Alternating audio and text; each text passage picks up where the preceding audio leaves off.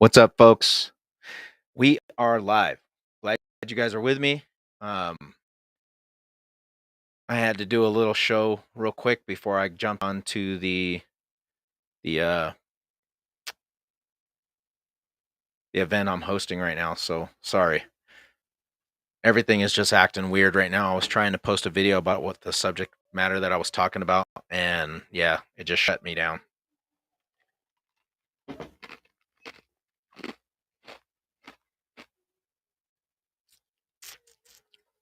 So if you're wondering why I had to get off, that's why. So what in the heck? I don't care about that. Um,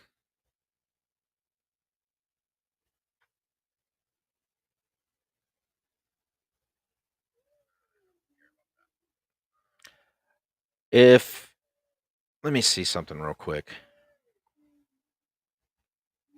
because I get a lot of people that are following me on my main page, um, and that's not what I'm wanting to do. Let me get on here and see real quick.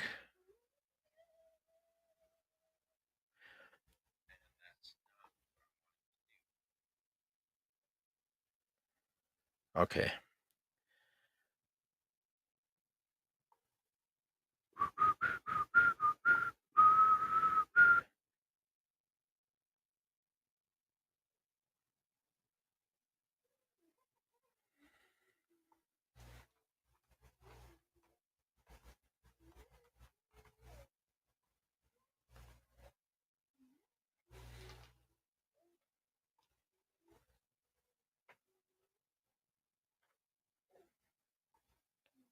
All right. Let me get on here.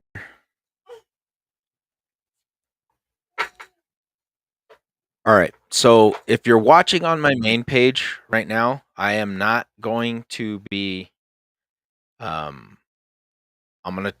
You don't have the link. I'll put it into the comments right now on the video, so you guys can go to the podcast. I don't. Why is it not letting me do it? Here we go. All right, there it is. You've got it. Tune in, join in, and I will see you guys there on the Seeker of the Unknown page on Facebook.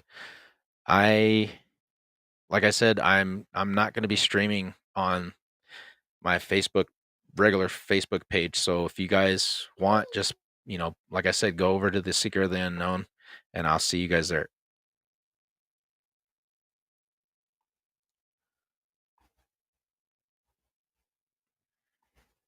All right. Holy crap. A lot going on. Lot.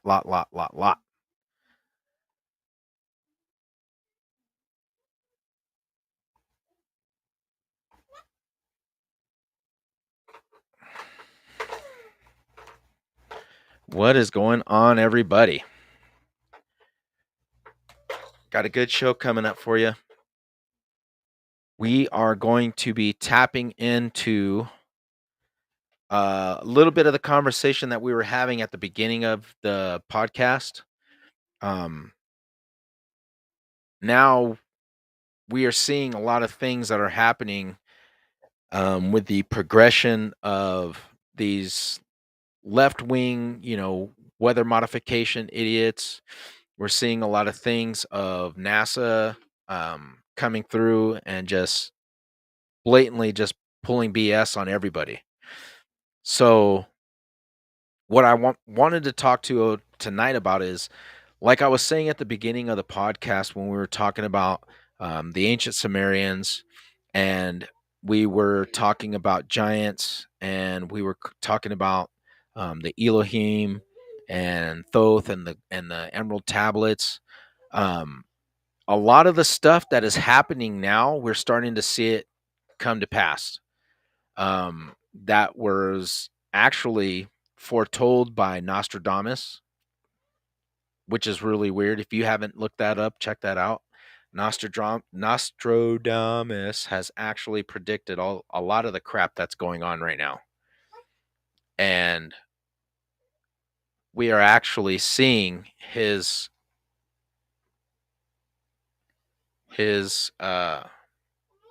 what just happened? That's really, really weird. Huh.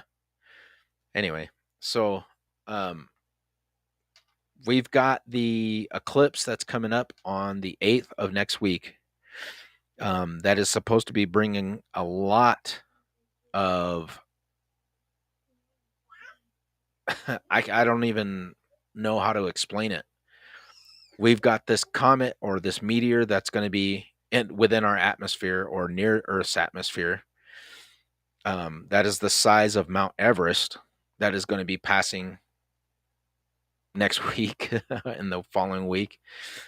Um, the solar eclipse was foretold um, a long time ago, and people are rushing. Why would states have National Guard troops deploying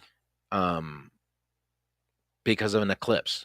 It doesn't make any sense. And why are they putting out warnings telling people that they need to stock up on gas, supplies, and things of that nature? I mean, if it's just the fucking moon going in front of the sun, I mean, my God, like, ooh. But apparently this is something that is much deeper than that.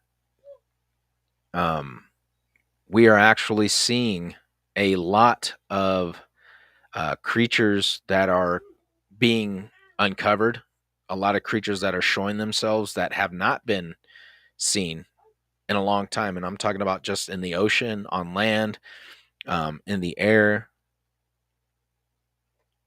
We are getting a lot of things that are not natural. So, can we separate what is natural from what is being produced by men? Earthquakes. Now we are starting to see that the government and governments, global elites, the World Health Organization, and all these guys, these one percenters that are just like, oh yeah, well, you guys need to eat bugs and yada yada yada. Somebody's planning something, and you got to ask yourself. A lot of these people that are in with these, government officials or these whistleblowers that are coming forward and saying, they've not only been preparing for this stuff, but they've been doing it for a long, long time. So what in the heck is going on? Like, what the heck is happening? Um,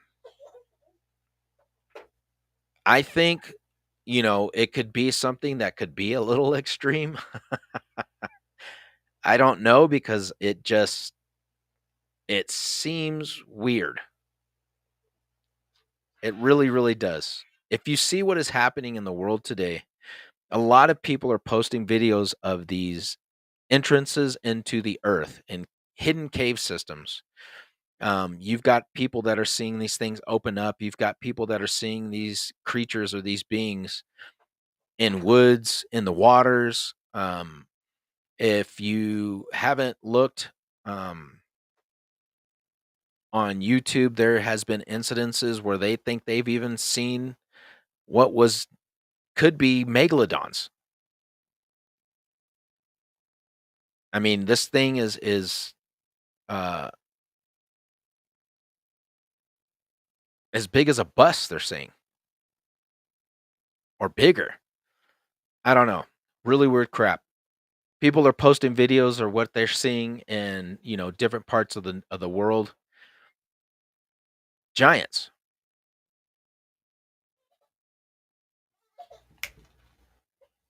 Giants that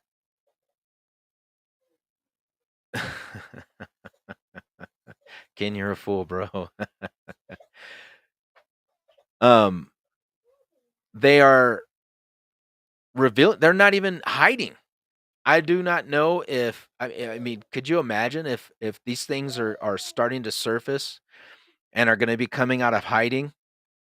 They don't know the technology of man. They don't know what our world is going through, the changes that they've been under the ground, they've been underground, they've been hiding, they've been in a stasis of, you know, doing whatever the hell they've been doing. And there's been stories of people that have gone. I mean, you've got miners that have talked about freaking these entities. They've ran into shafts, broken down, and men have been trapped underground, and these things that mauled the bodies up when the rescuers went down to go try and find them. I mean, what is to prevent us from believing these sightings that these people are showing us? If for years we've had credible eyewitnesses telling stories, for thousands of years. I mean, we've got settlers here that are showing up, or Native Americans who are giving us tales of these red-headed giants. They've been here for thousands of years. Everybody thought that when they read the Bible and it says that Noah built an ark, and the floods came because God told him that he was going to destroy the earth because of all the sinfulness that was happening on the earth. He wasn't happy with it, so the only way that they were going to make things right was to get rid of all these wicked people and these abominations, and only Noah was going to survive in this ark, which we are finding out that this is something that has been that how is he going to be able to get all these animals into the ship? First of all, I don't believe that Noah built a ship. And if he did build it, how in the hell did we not find it? I mean, this thing is massive. It's got to be massive because it gives you the dimensions. And I think it was in Oklahoma they built a replica of this ship. Let me see if I could pull that up.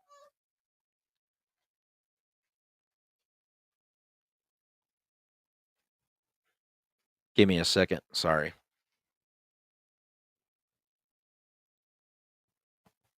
Got to change my mic tune here. It sounds kind of funny. I got my kiddos in here because Mama's at baseball practice with our son. So, um,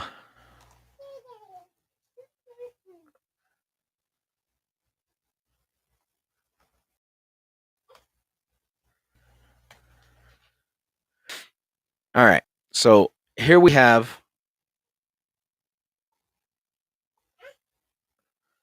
Oops. Dimensions of the Ark of the Covenant.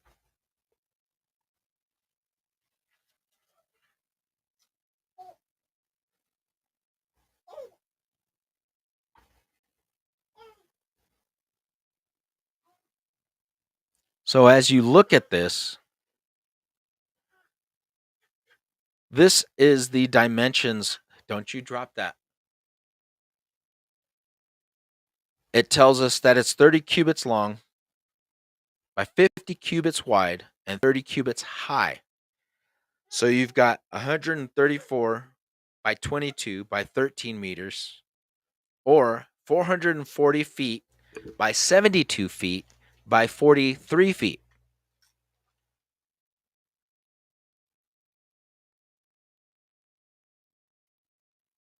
That's a lot of fucking wood, folks. And I think, what did it say? It took him, yeah, like it's saying right here, less than 75 years.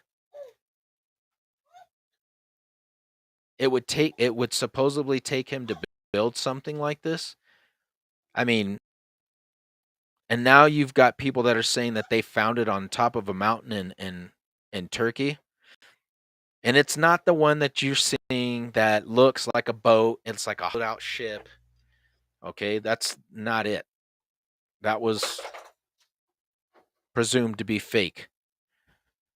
It's just a man-made. It's just mountains.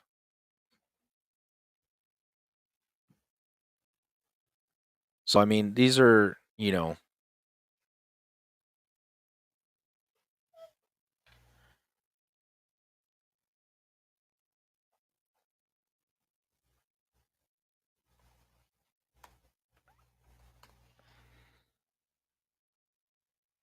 yeah. This right here. This is not This is not what you're looking at. Um, a lot of people are like, "Oh, well, that's got to be it." Well, if it is, they would have done some. I mean, you've got satellites for Christ's sake that can penetrate and the stuff in the ground, and you would be able to see it. But they're saying that they did find it in the mountains of Turkey, but it was also claimed to be it was possibly a hoax. The video of the explorers that went into um the ark.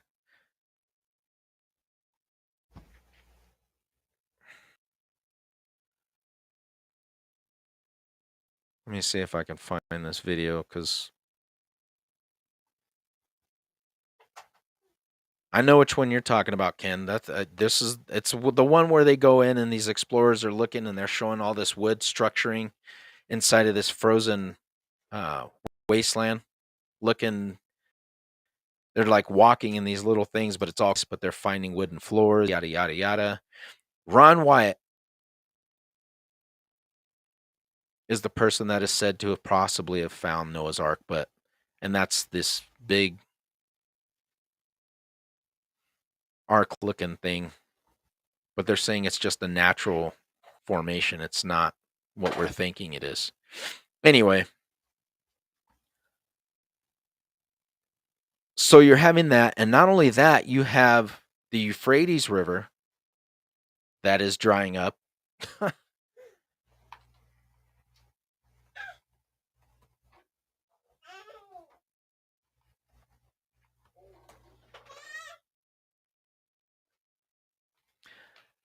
Look at what they're telling everybody. This is amazing. This is the narrative that they throw on everything, folks. It,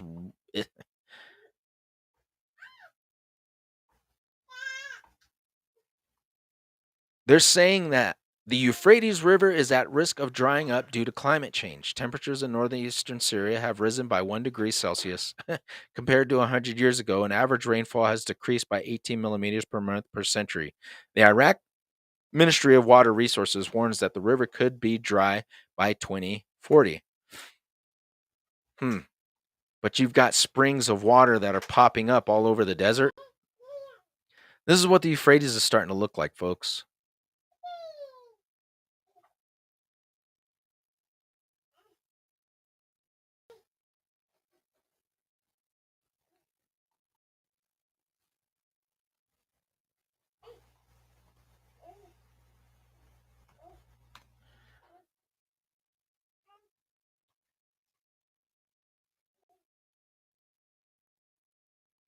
Oops, let me go. Oh, I got it on images. I'm over here looking like, what the heck?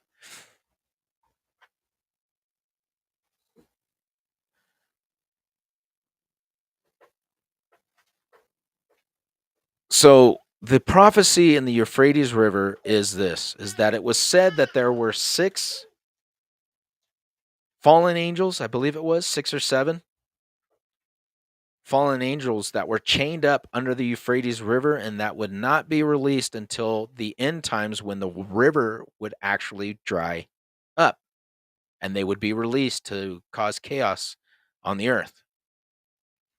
So as I said, to all the religious fanatics out there, this is one of the prophecies that was being forewarned. Um, and we're actually seeing it, which is pretty crazy. And the Nephilim who were on this earth were a part of these fallen angels because they were the offspring of them. And for a lot of people that don't realize that or don't understand that, this is something that was talked about long before the Bible. So these are things that were brought up before then. And what it was said is that the sky gods who came down from Earth or came down from space to Earth managed to they were doing a lot of testing with DNA. Okay. That's why you were seeing a lot of hybrids, half goat, half man, half sheep, half, lion or bull or whatever. They were just doing a bunch of experiments to see what they could get, tweak with.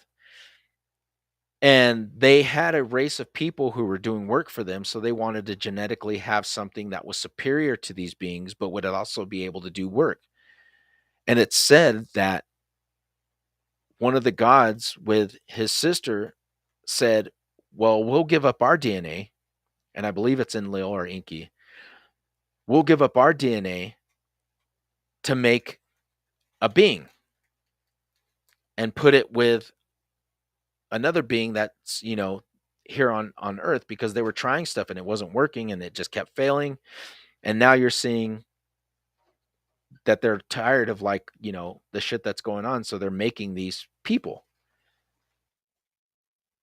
And as I said, if you don't believe what I'm saying, go and look it up for yourself. It's in the Sumerian tablets.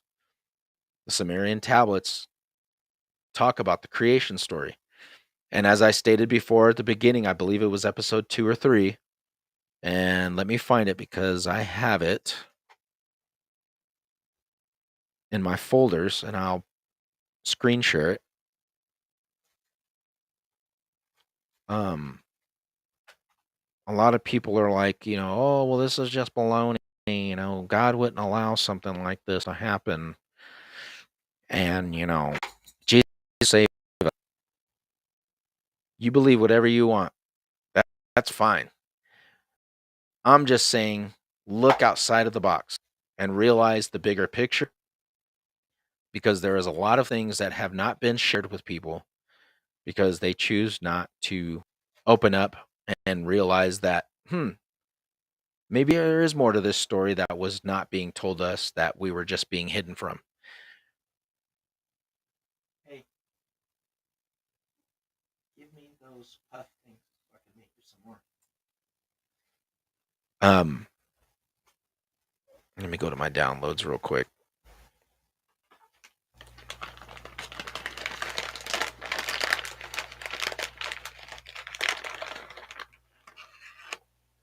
The CIA gave up documents. All right. And I know, like I said, I'm doing a relap over what we had talked about before. Because it was something that I went over, but a lot of people weren't able, to be a part of that. So if you have not seen this, and I'm going to try this again to post this inside of the chat, you can have it, look it up, find it, whatever. Pictures. Let me see if I can drag this over to here. Why isn't it doing? I don't want to do that. Damn you. Okay.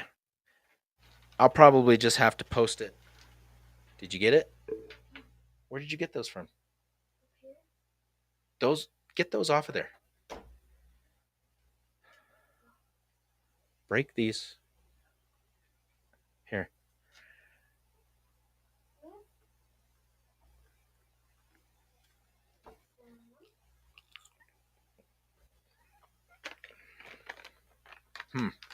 That's things are weird.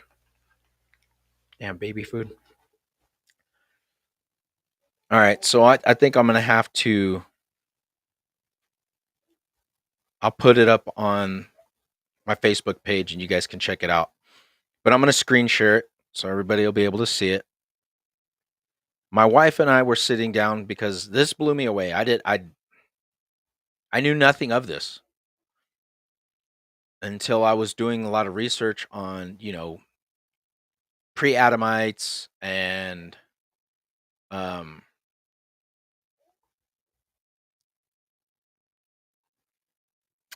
wanting to see if I could come up with anything else. Why is it saying Facebook? I don't want Facebook on. Good Lord.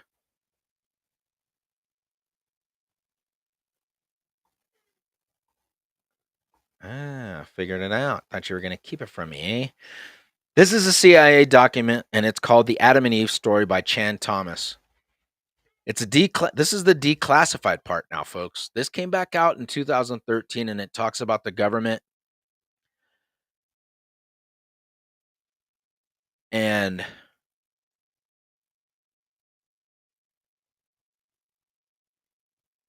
you got what it calls the cross section of the Earth. It has a lot of documents and newspaper articles. You've got to read it. It's freaking trippy.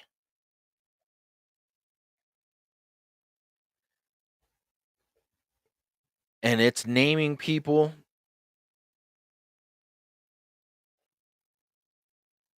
So here we are, 1965. All right. This documentation was presented by this man. So you've got the chapters or the context inside of it, and it's the next cataclysm because they're talking about something that's going to happen again, which we are going to see, and what it's called, or what is happening. Get a napkin now. And what is happening is they're saying it could this cataclysm be what's coming in a week or two? If you look at the stuff that's happening, it's crazy.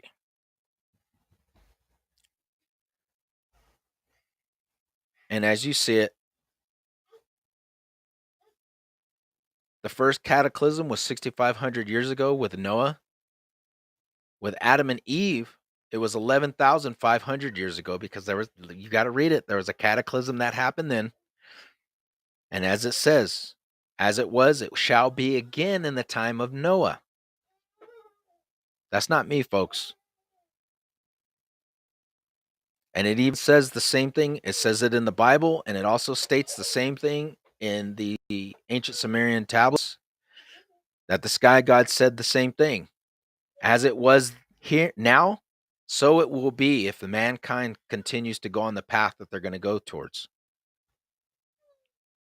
They warned us about this, and it says that they were going to come back.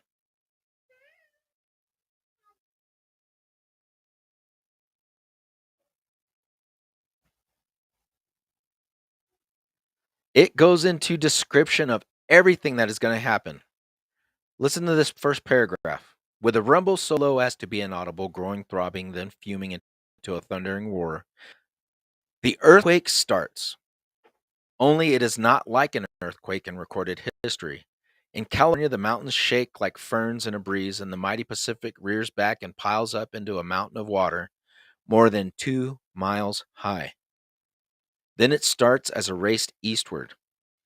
With the force of 1,000 armies, the wind attacks, ripping, shredding everything in its supersonic bombardment. The unbelievable mountain of the Pacific sea water follows the wind eastward and burying Los Angeles and San Francisco as they were but grains of sand. Nothing but nothing stops the relentless, overwhelming onslaught of wind and ocean. Across the continent, the 1,000-mile-per-hour wind wreaks its unholy vengeance everywhere, mercilessly, unceasingly. Every living thing is ripped into shreds while being blown across the countryside, and the earthquake leaves no place untouched.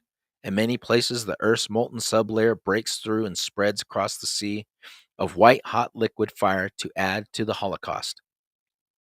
With 3 hours, the fantastic wall of water moves across the continent, burying the wind-ravaged land under 2 miles of seething water, coast to coast. And if you haven't seen this, folks, there is actually a map that is out there talking about this cataclysm that's going to happen and the aftermath of what the continent is going to look like, and the earth for that matter. Within 3 hours of the fantastic wall of water moves across the continent, burying the wind-ravaged land under 2 miles of seething water, coast to coast. In a fraction of a day, all vestiges of civilization are gone, and the great cities of Los Angeles, San Francisco, Chicago, Dallas, New York are nothing but legends. Barely a stone is left where millions walked just a few hours before this incident. A few lucky ones who managed to find shelter from the screaming wind on the lee side of Pikes Peak watched the sea of molten fire break through the quaking valleys below, and the raging waters follow, plying higher and higher, streaming over the molten earth and rising almost to their feet. Only great mountains such as this one can withstand the cataclysmic onslaught. North America is not alone. And it just goes through every scenario that the continents are going to Antarctica, Greenland, East Siberia, West Africa, Europe, South America.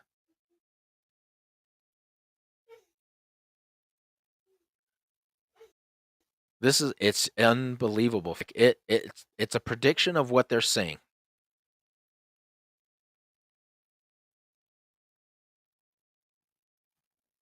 And in here, one of the paragraphs it talks about is the Great Floods.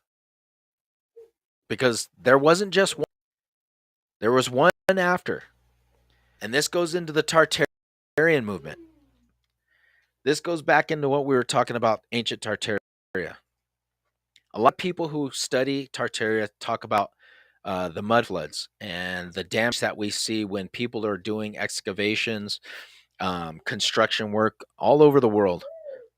You see these places as they're digging down past these buildings, you're finding layers underneath your feet of underground cities. And that brings into mind the other thing. When you look at movies, like there was that movie Mimic, right? Where I'm just using this as an example because there's many other examples on cities that were underneath us. And I'm talking about civilizations, old civilizations that they just, a mud flood or something happened, destruction, and they didn't want to deal with it. So they just left it and built on top of it. This is what this is talking about. Noah, Adam, and Eve, Vishnu, Osiris. What do they have in common? They represent eras of ages apart, and yet somehow they all join hands in the next cataclysm and walk with us. They are others who walked with us too. There are others who walked with us too. Men of science, long forgotten, those who first saw these tumbles, these cataclysm, catastrophes, or revolutions of the Earth's shell have happened before. Countless times, J. Andre Dulac in 1779 and George Cuvier in 1812 were the foremost. Delamew, the famous mineralogist, joined the consensus, as did Escher and Forel, the Swiss geologists, also J. Andre Dulac Jr. and von Buch. They all agreed that the cataclysms were caused by sudden revolutions of the surface of the Earth.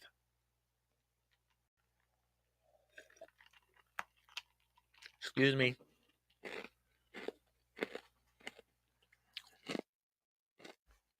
So in 1812, Cuvier, in his theory of the Earth, based his conclusions on his unparalleled correlation search in strategic comparative anatomy and paleontology. And at that time, he wrote, every part of the Earth, every hemisphere, every continent exhibits the same phenomenon. There has therefore been a succession of variations in the economy of organic nature and the various catastrophes which have disturbed the strata and have given rise to numerous shiftings of this continental basin. It is of much importance to mark that these repeated eruptions and retreations of the sea have neither been slow nor gradual. On the contrary, most of the catastrophes, which I can't see this, my freaking, which occasioned them have been sudden, and this is especially easy to be proved. With regard to the last of these catastrophes, I agree, therefore, with M. Dulac Delamew in thinking that if anything in geology be established, it is that the surface of our globe has undergone a great and sudden revolution of data. Surface of our globe has undergone a great sudden revolution, the date of which cannot be much earlier than 5th or 6,000 years ago. One preceding revolution at least has but the continents underwater, has put the continents underwater, and perhaps 2 or 3 eruptions of the sea.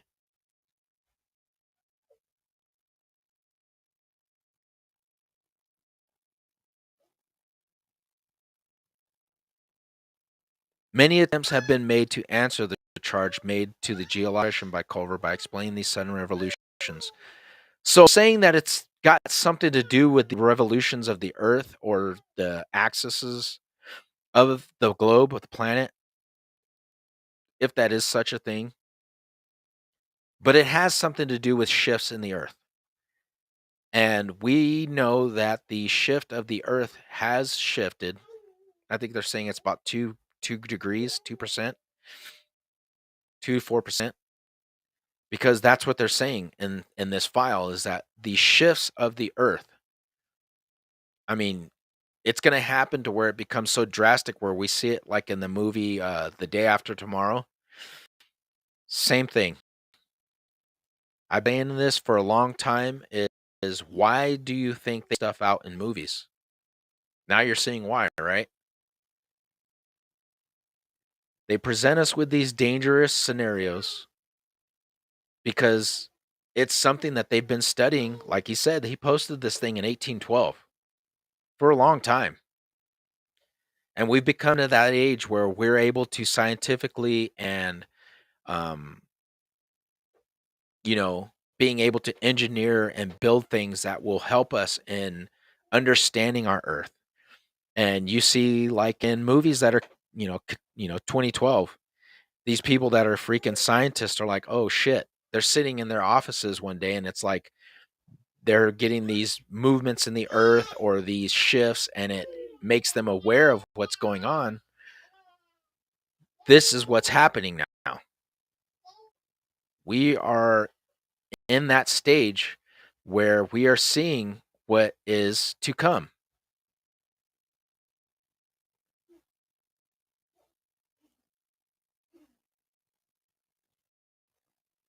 Um,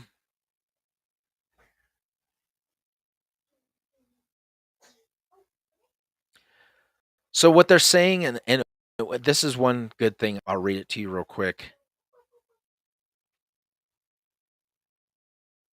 So apparently, once every few thousand years, neutral matter escapes from the 860-mile radius inner core into the 1,300-mile thick molten outer core, and there is a literal atomic explosion inside of the Earth.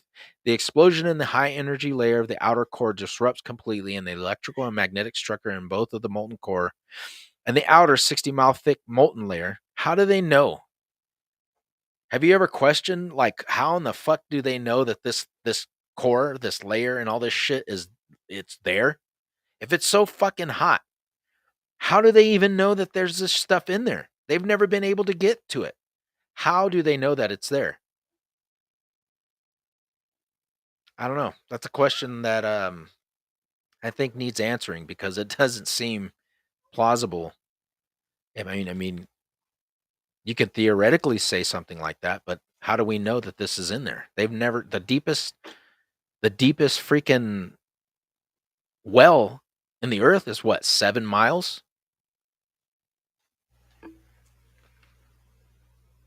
I believe that's what it is. It's 7 miles. How do we know that this layer is 60 miles thick? Finally, the ice caps are allowed to pull to the shell of the Earth around the interior with shallow molten layer lubrication of all the way. You can see then that ice ages are not a matter of advancing and retreating ice. It is simply that different areas of the Earth, the shifting of the poles, are in polar regions at different times and for different durations of time, with changes between positions taking place in the fraction of a day. So it's saying that you can see it by the stories that we have been told. The Burosvok mammoth frozen in mud with buttercups in its mouth. The age of gorges below Niagara Falls and St. Anthony's Fall, 6,500 years ago. The sudden end of Laurentian Basin ice cap in Canada, 11,000 years ago. The uninterrupted evolution in Galapagos, 11,000. It's giving you roadmaps, showing you these shifts.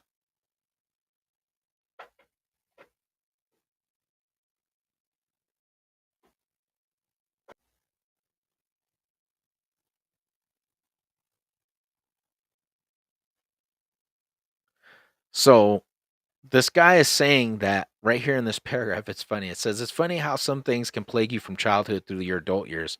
Not big things, but little things which don't exactly persist, but annoyingly stick their head through your life story and say, 'Boo,' just to let you know that they are still there. If I made a list of all the things in my life, it might take up a whole book. I have to talk about just a few of these bugaboos. From the first time I heard the story of the creation of Adam and Eve, it buzzed me as a young man, and I would say now, to me, the answer was simply one of the two usual alterations: either unquestioning faith in the story as it stands, or complete repudiation as utter nonsense. No, the answer seemed to lie elsewhere. If the story were taught as the truth, so uninformally, in spite of its apparent divergence from scientific truths, then to me, the true course would seem to be a search for foundation of the story would then lead to a true reading of it. So as I said, I'm going to post this on the page. I'm not going to go this whole thing because it's long. But please, if you do have questions or you have been like me and you feel like, wow, there's something that has really, please look at the look at the document. All right. So, like, I am going to post this on my pages right now. Hopefully, it will work because, like I said, I've been trying to do it and it is not letting me at all. I don't want that.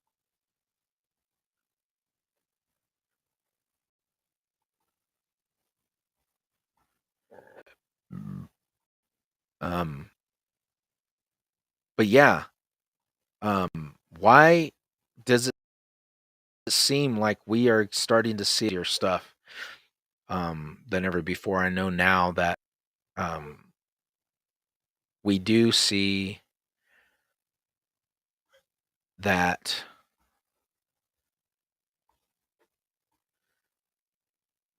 a lot more of the times of, like I said, we live in an age where everything is so fast. You can't hide anything. So people are starting to see it and starting to report it as quickly as they're getting it out. And I am going, this is not going to work. So if you guys would like, I'm going to find it on the internet because that seems like it's going to be the only way that we're going to be able to find it and see it. So let's do that. Let's find the page.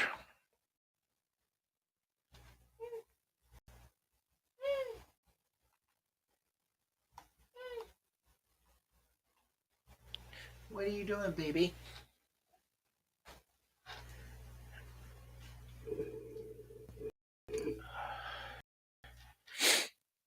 Here we are.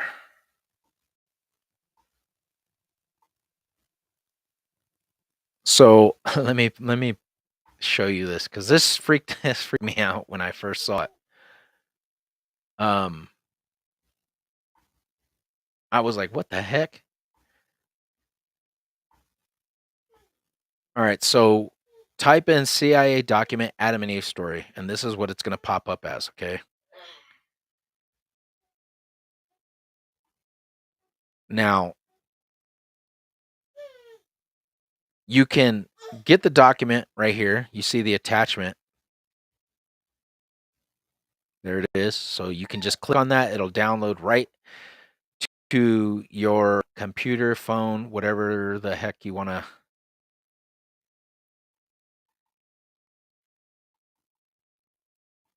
I'm going to copy this. And I'm going to put this on Facebook pages. And I'll put it on YouTube as well. So anybody wants to get on there, they could check it out. But yeah, this is just insane. Just to think that, we have been, you know, talking about a lot of things for God knows how long, and people have just been told, "Oh, you're crazy.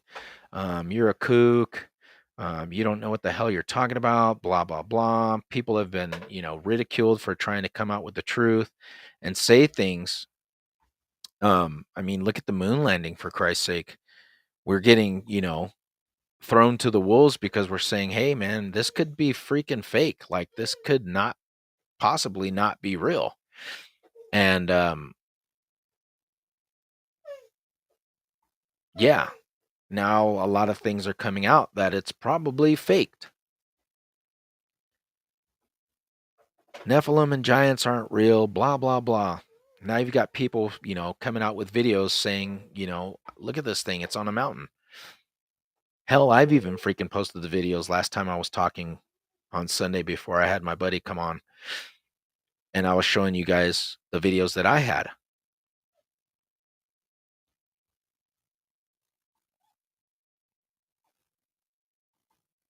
Open up, open up. All right. So, with that being said,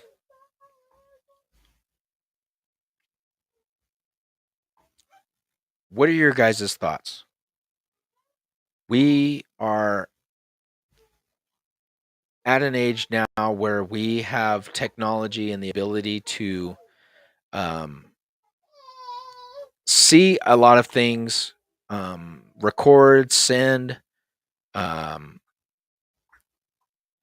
we pretty much know what's going on. We're in the in on everything, and it seems like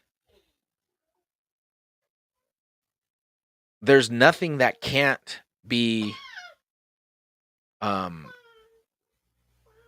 concealed. So I think for the government and for these creatures or these beings that we're seeing, it's hard. You know, do they know that they're being watched? Do they know that they're being filmed? Do they know what's going on? Or is it just like it said in these ancient texts? Is it just them coming out and showing themselves like, hey, we're here. We've always been here. And it's not just one, two, three, or four. But if these things are actually living in Earth in these humongous caverns, okay, in these humongous caverns, and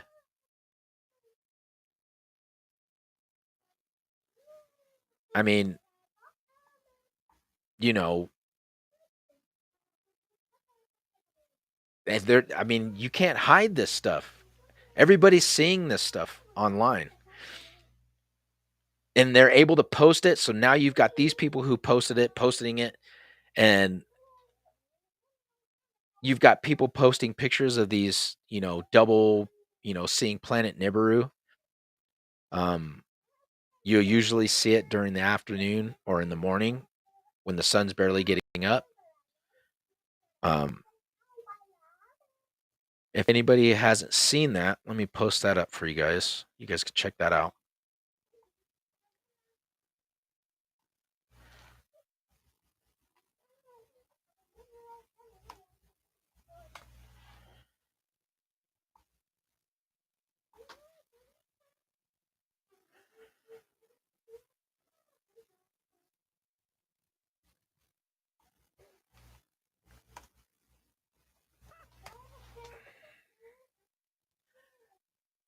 Like I said, it's just one of those things. It's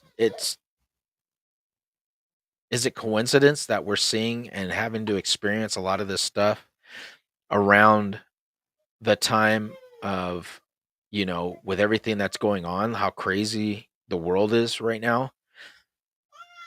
I don't know. Yeah, I'm not going to look up all this crap because there's just some videos I'm not going to get into. Um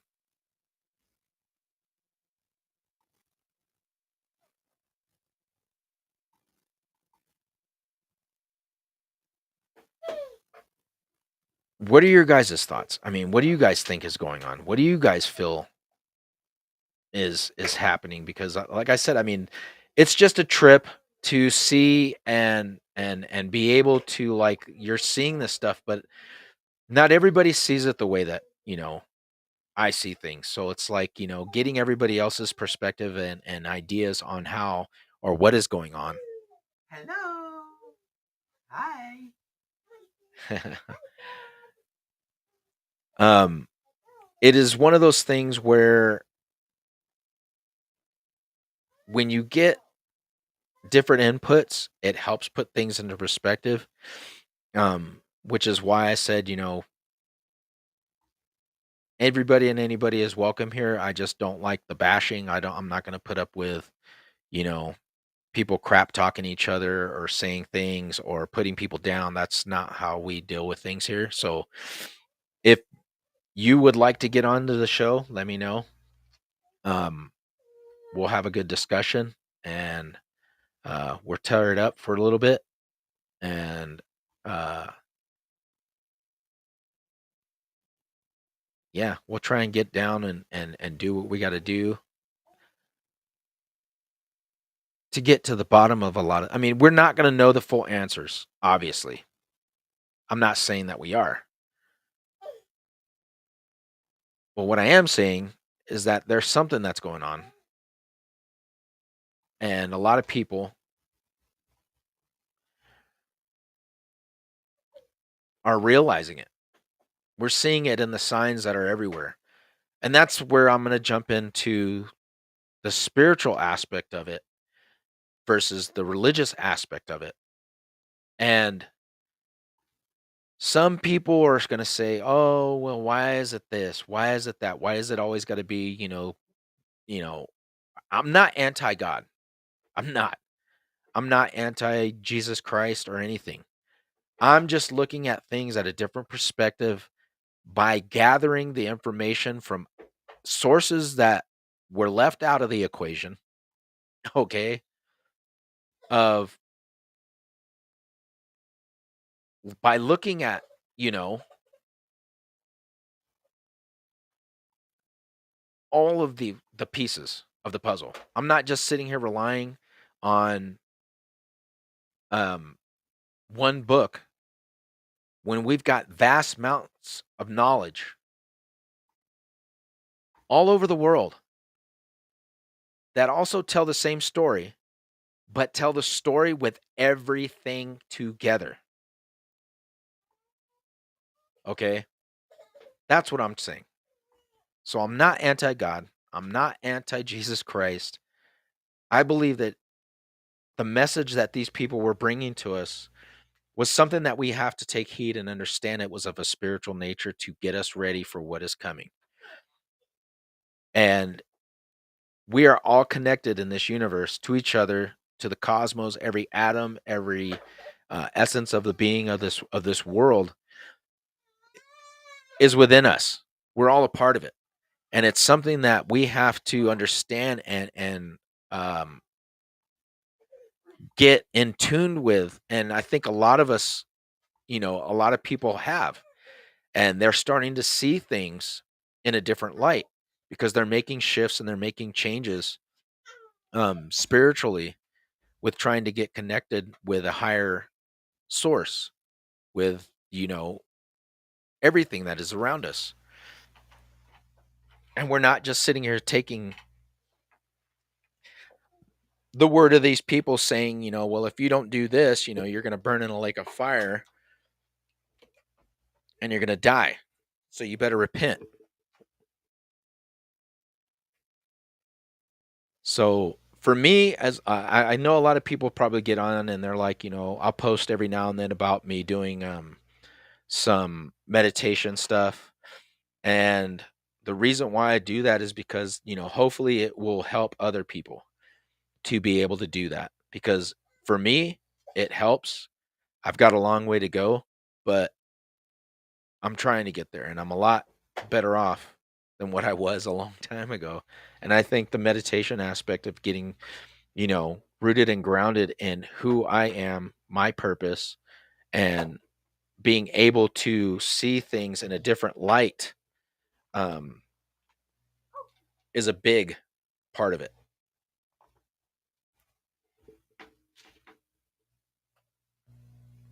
There it goes. Sorry, I had to plug in my power. So, with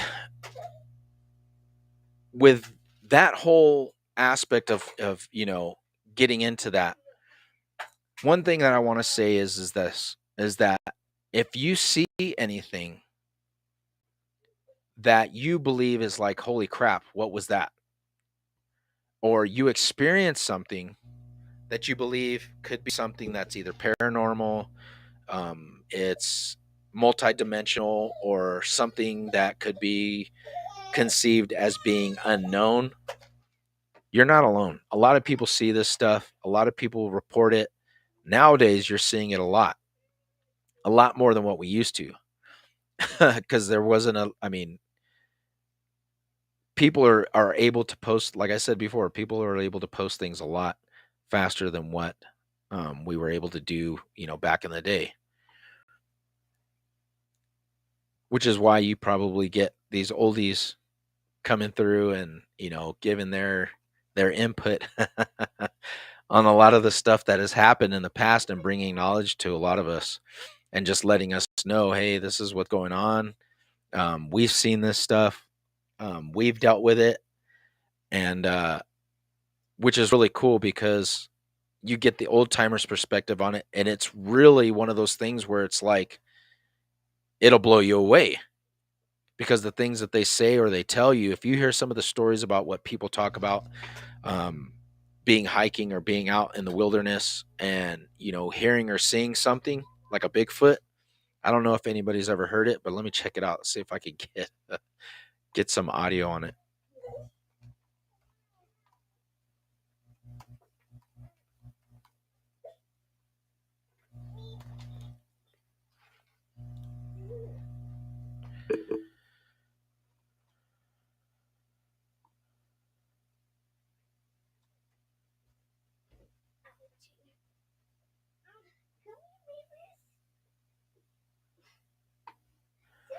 All right, let me see if I can get this, because I think this is the one where the guy's like going in the woods and he's hunting for mushrooms or something like that. And he's like, oh man, this is so cool. Look at all these mushrooms. And yeah, then he gets a scare of his life.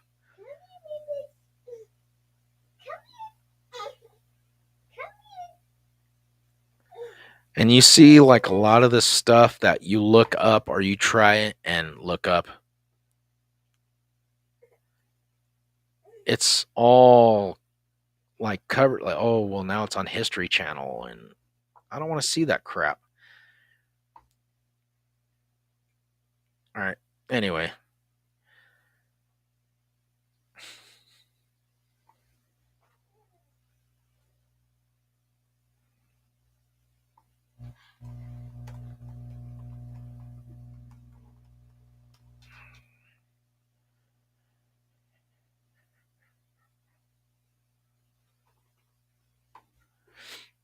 Let's see if this one is it. I want to try and get this on her so you guys can check it out, because it's pretty creepy. Creepy. Yeah, this guy's going to post about it and blah, blah, blah. So let's check it out.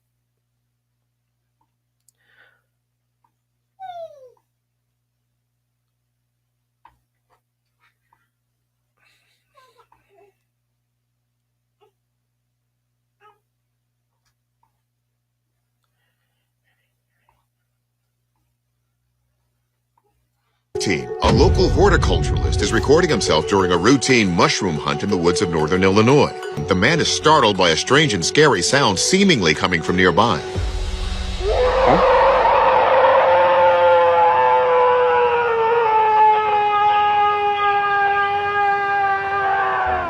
It's a long, drawn-out howl. It lasts about 9 seconds and certainly sounds like an animal of some kind. The mushroom hunter pans his camera back and forth to see if he can spot anything, but sees nothing. I think it's time to go. So this I would characterize as a... It's a long, drawn-out howl. It lasts 9 seconds and certainly sounds like an animal of some kind. The mushroom hunter pans his camera back and forth to see if he can spot anything, but sees nothing. I I think it's time to go. So this I would characterize a yell or a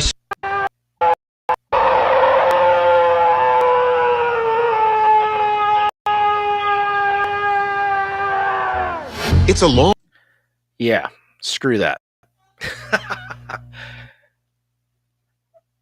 That's crazy. And a lot of people are saying, you know, this thing is like multi-dimensional, that it goes in and out.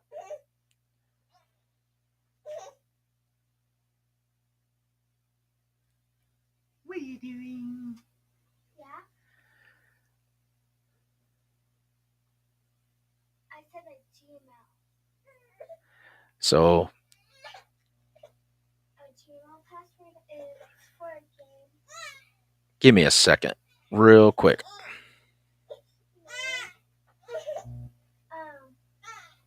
Like, I don't know how to do that.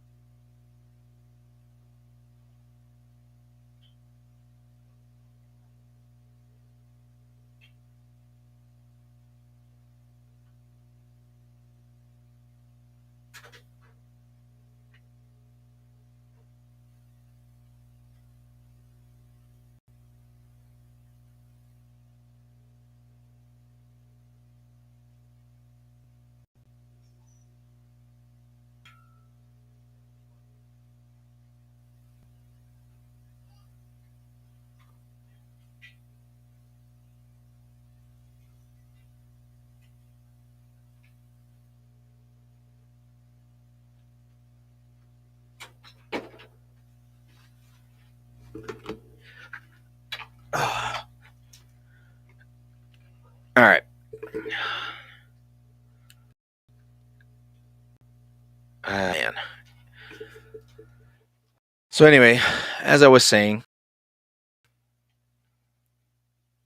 a lot of times, fuck, I don't even remember what I was saying. Um,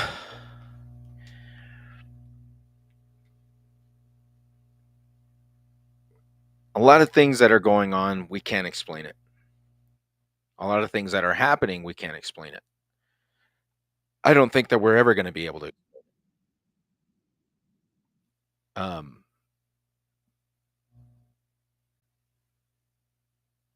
but the craziness about how everything that is going on um, in the planet, with our government, with um, the experimentation of things that are going on across the globe is crazy, because you see that it has a correlation with natural disasters. I mean, what's going on with this boat thing in Baltimore? How crazy is that? It seems like the more that we see things, it seems like more it's not making sense. But they're trying to. They're trying to like sit here and just make us believe like everything that we're seeing is real. And it's just mind baffling to me anyway.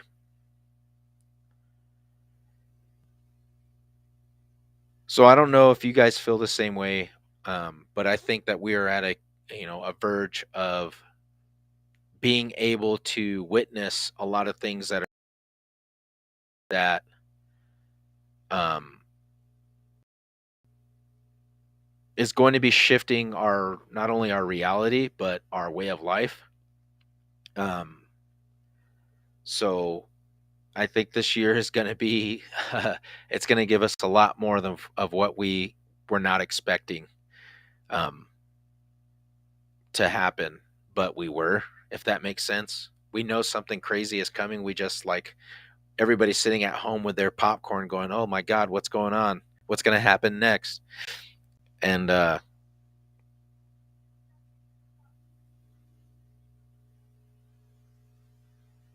I'm not sure that a lot of things that are going to be happening are going to be shocking, because a lot of people are just going to be like, "Oh crap, this too."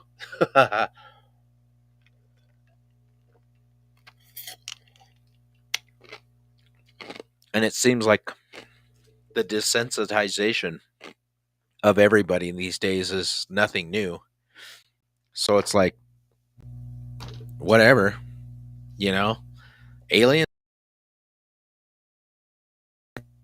hidden civilizations in the world, you know,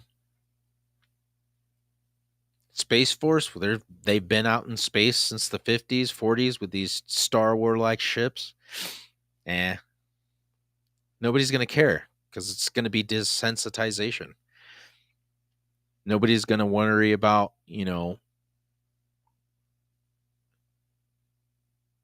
the chaos and corruption that's happening or that's going to ensue from a lot of this, because it's going to be desensitized. Everybody like, yeah, whatever, you know.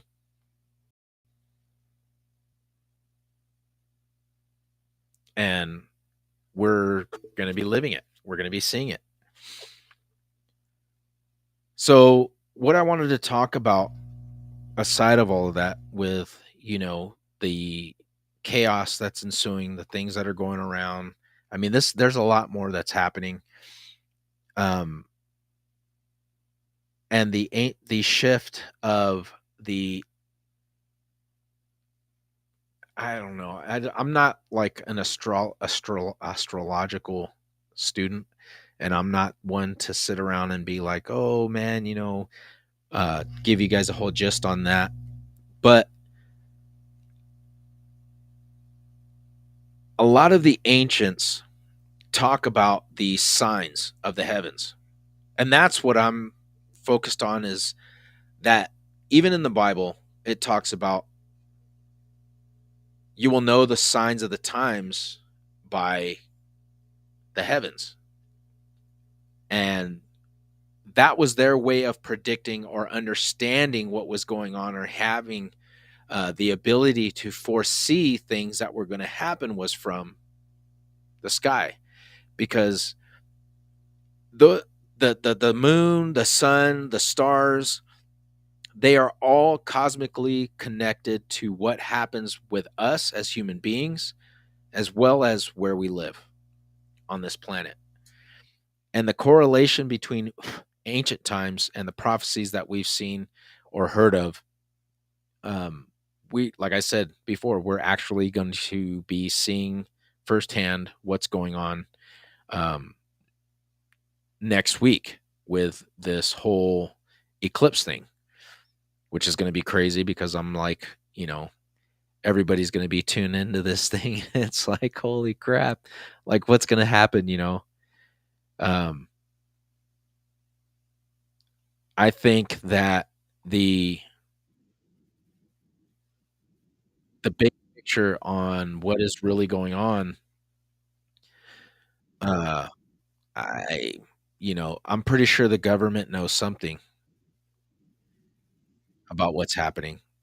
Because like I said, you see all these people that are building these bunkers, you see these states that are building up um, their people and telling them to get prepared for whatever the heck is happening, and, stock up on this and that. National Guard's getting rendered, to go and help out, as well as, state police, statewide. I don't know. It just seems like,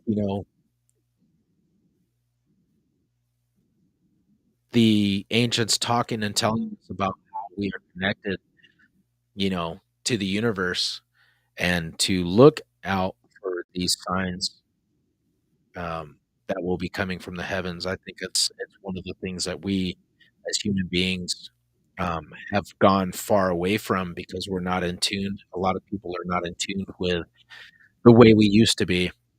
And I'm talking about in ancient times where, we were more in tune with everything around us, the skies, the, the, you know, the planets. I mean, these people built pyramids and built structures all over the world that correlate, I can't even talk, that aligned with, astrological symbols. And they were not only just worshiping around the world by using these astrological symbols, and these buildings and structures in the earth for certain times throughout the solstice. But when they had these eclipses that were coming, or that were, happening, gonna happen, they were able to see this stuff as signs from the heavens on something that was happening on the planet. And we see now that we have a lot more, well, I can't even say we have a lot more technology, because, I mean, these people were so far advanced before us. Who's to say that they didn't have the technology and the means to do um, a lot of what we have now? Because, like it says in the ancient text, there's nothing new under the heavens that hasn't been here before. So I believe that we have seen this stuff before. We have witnessed it before in ancient age. It's just that we are in our time now, and we are experiencing and witnessing a lot of the things that the ancients were able to pick up. What we're putting down. They were witnessing these cataclysms. They were witnessing these changes. They were witnessing these destructions of civilizations, or the breakdowns of civilizations across the globe, from what uh, we see now as something, oh man, this is new.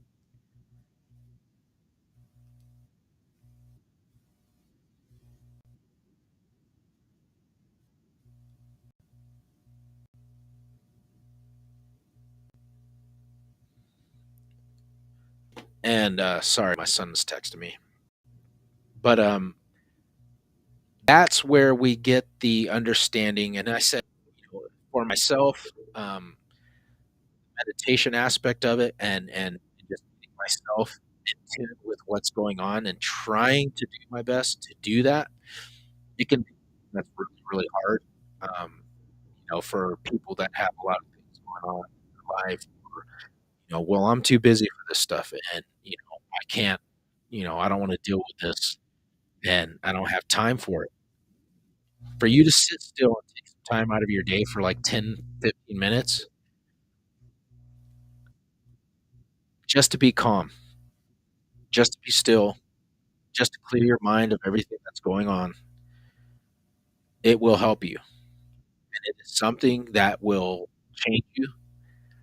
But at the same time, if you have distractions or things that are around you that are going to hinder you from doing it and you not make the time to do it, it's a thing of, dedicating yourself to it and wanting it.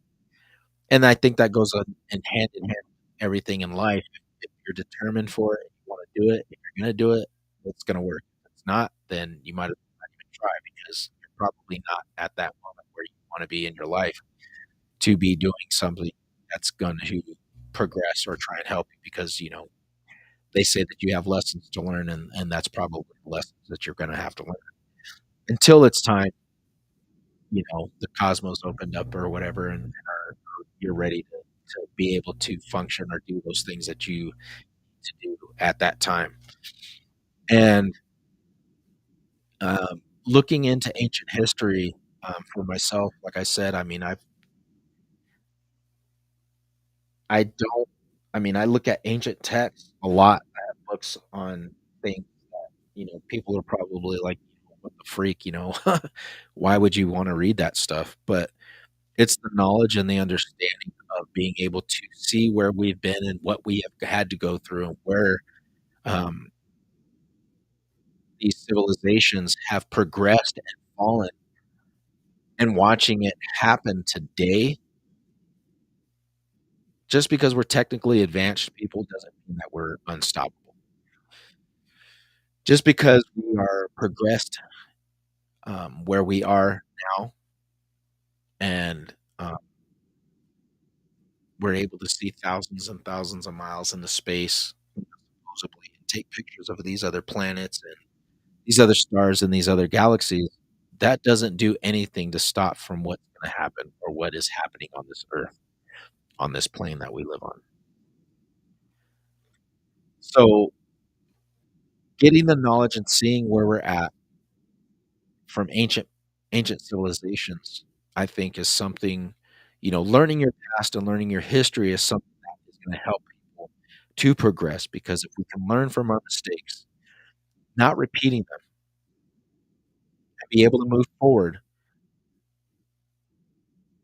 that's how we progress not only in ourselves, but if we're doing it individually and by helping other people to do it and to progress together with us, that's where it counts. Because if we can do this stuff and try and get on board with understanding, that we are all connected and we are all family and we're all one, it just the unity of what we can do as a race, as human beings, without the division, without the separation, and without the control and the lies of, the people who are here. I had posted something on my Facebook. There was a guy, a whistleblower, who was talking to somebody in a hotel room, and he said, one thing that plagued me throughout my life is that I always asked myself, why the hell am I paying somebody to live on a planet where I was born? Why am I paying to live?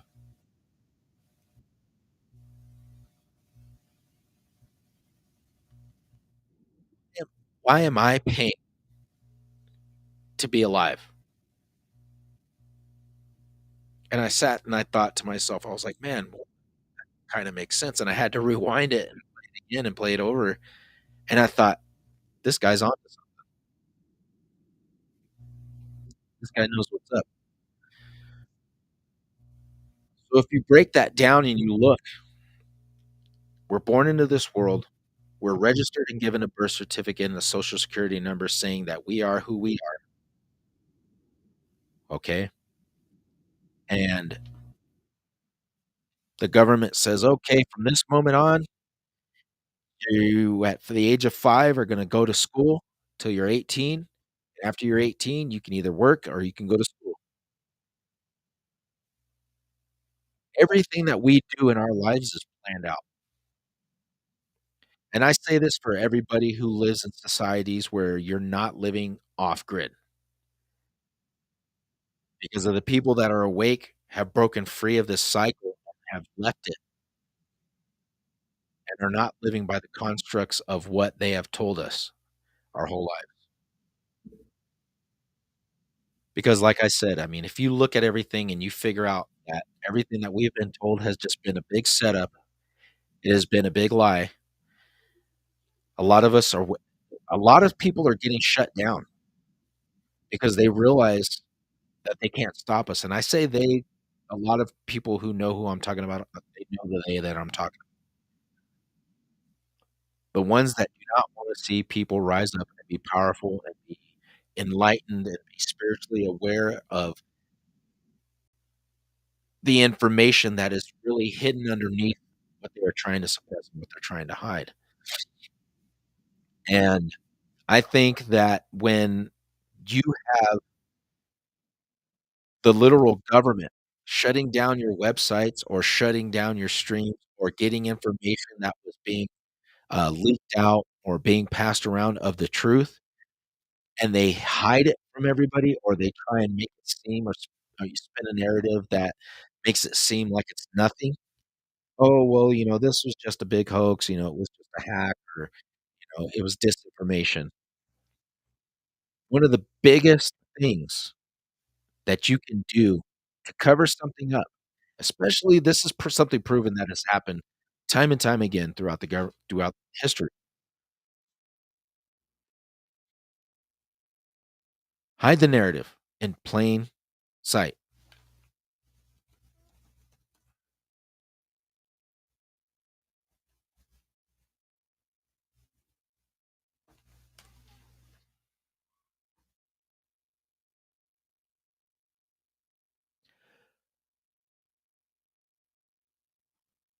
I'm gonna play this real quick because this is something that I believe to be true.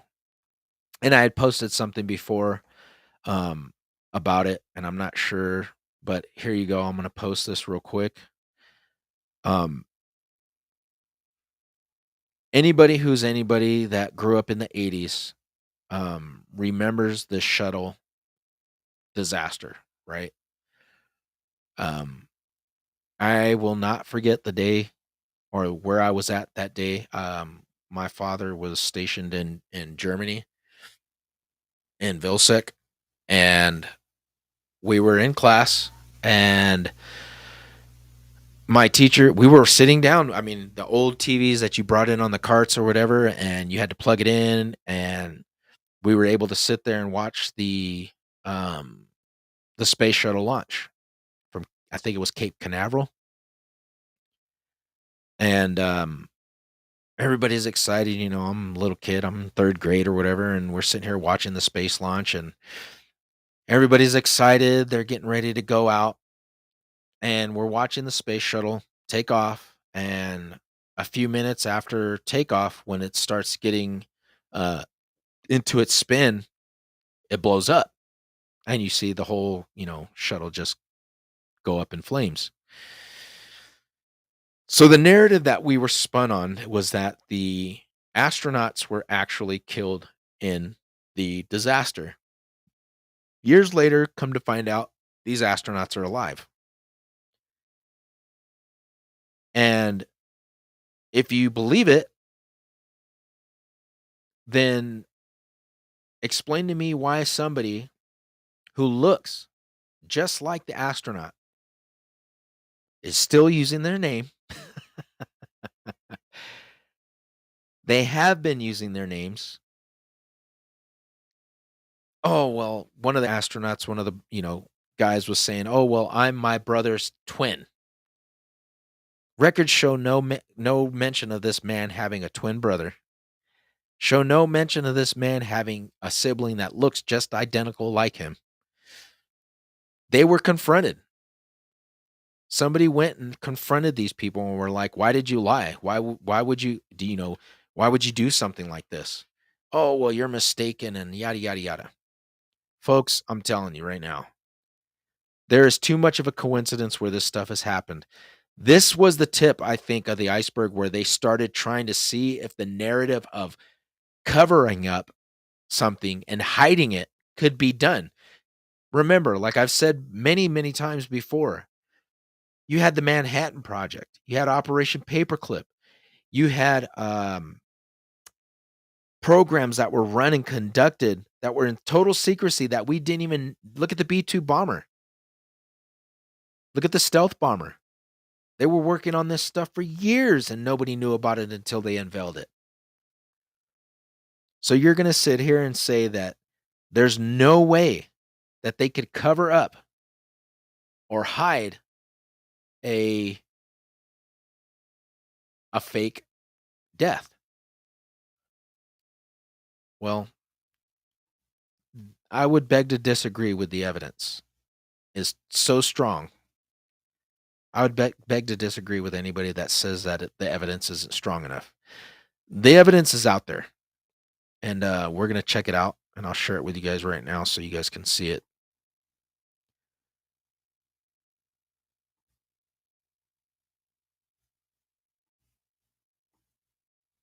Okay. All right.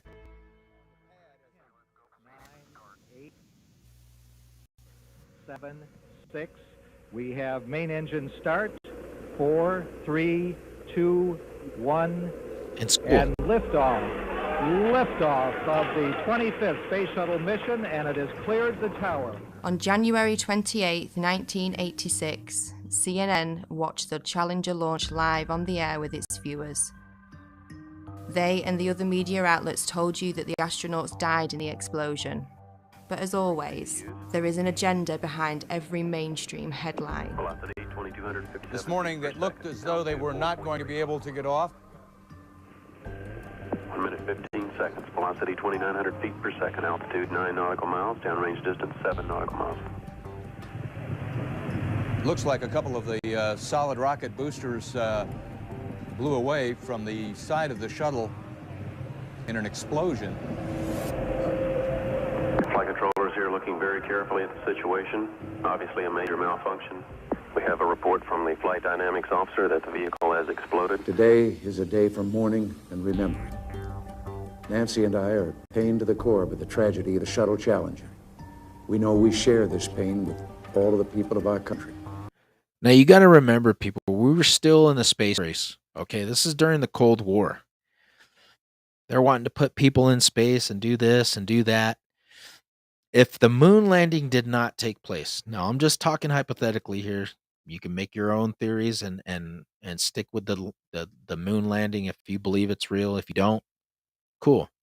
So if the moon landing didn't happen and we never left this plane, right?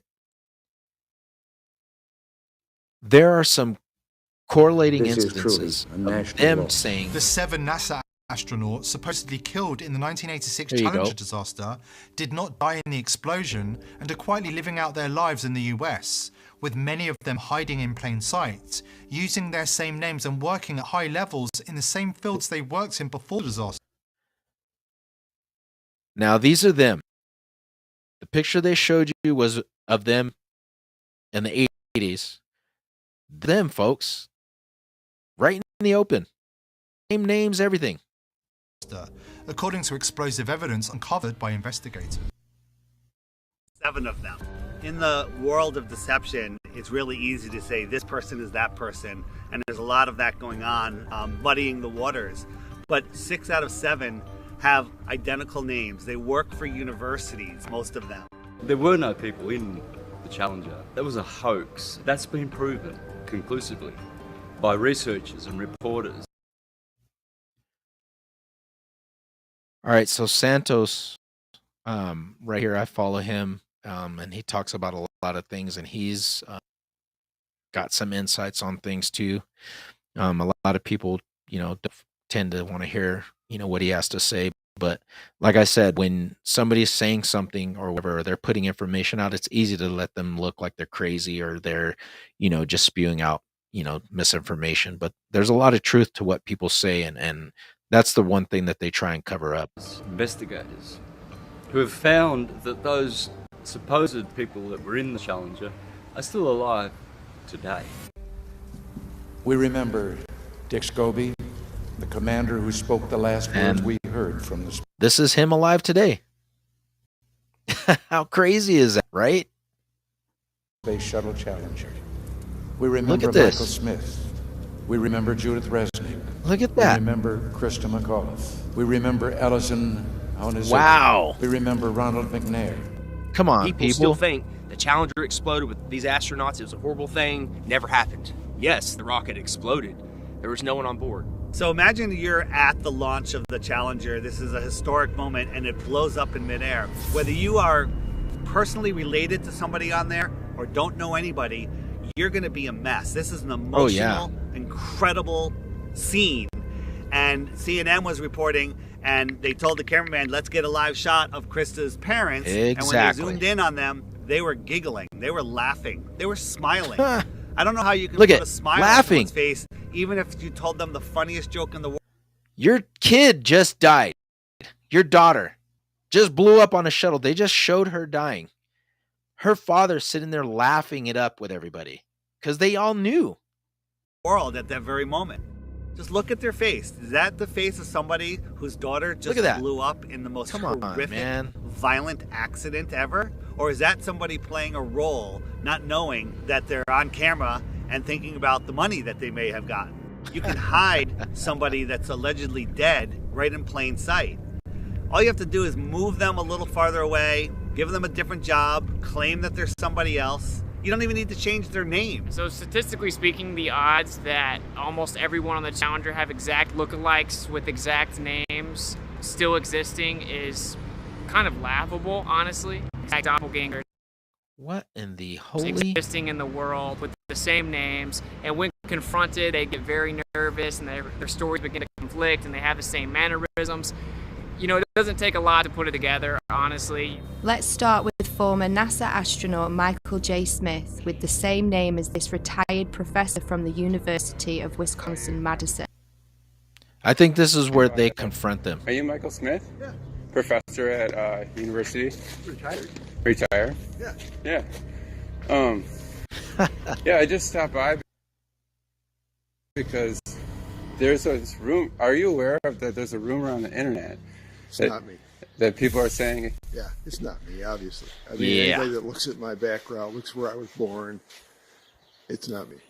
I mean, it's interesting that the Michael J. Smith, that was the astronaut, looks something like me when we were younger, but really not if you really look at facial recognition. You never been a pilot, never been in the military? Nothing like that.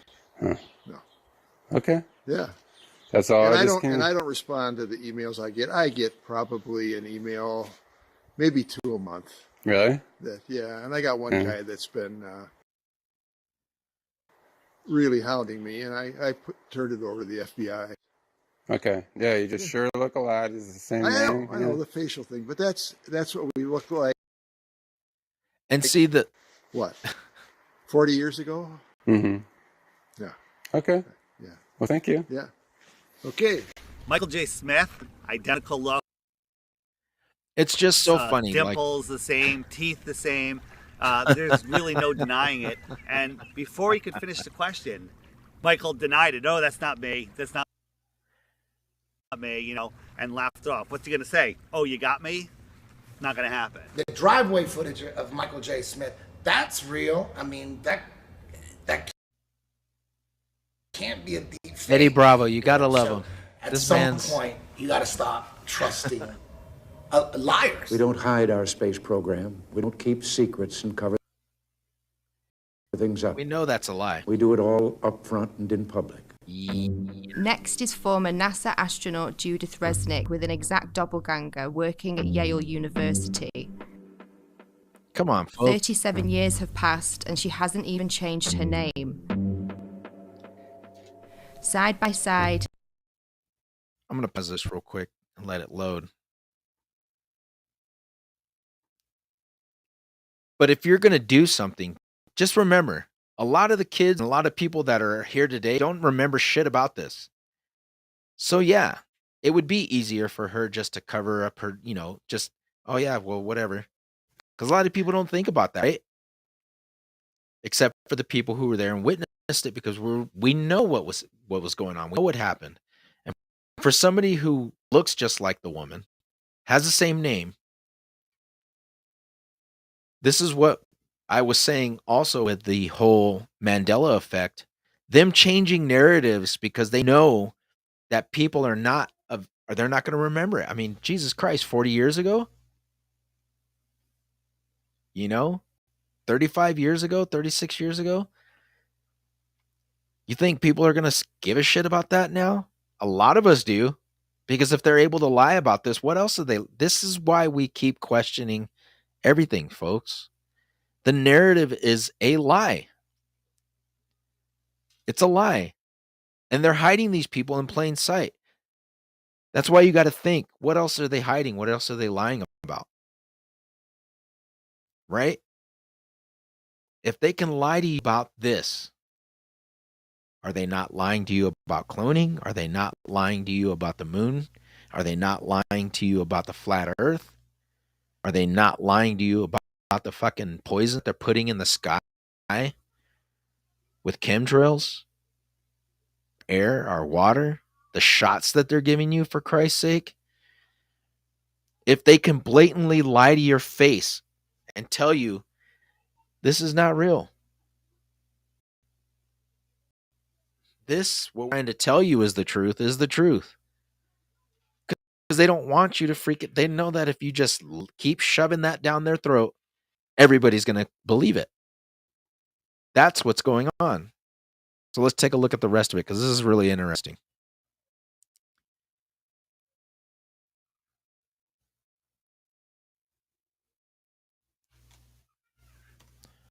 There's no denying it.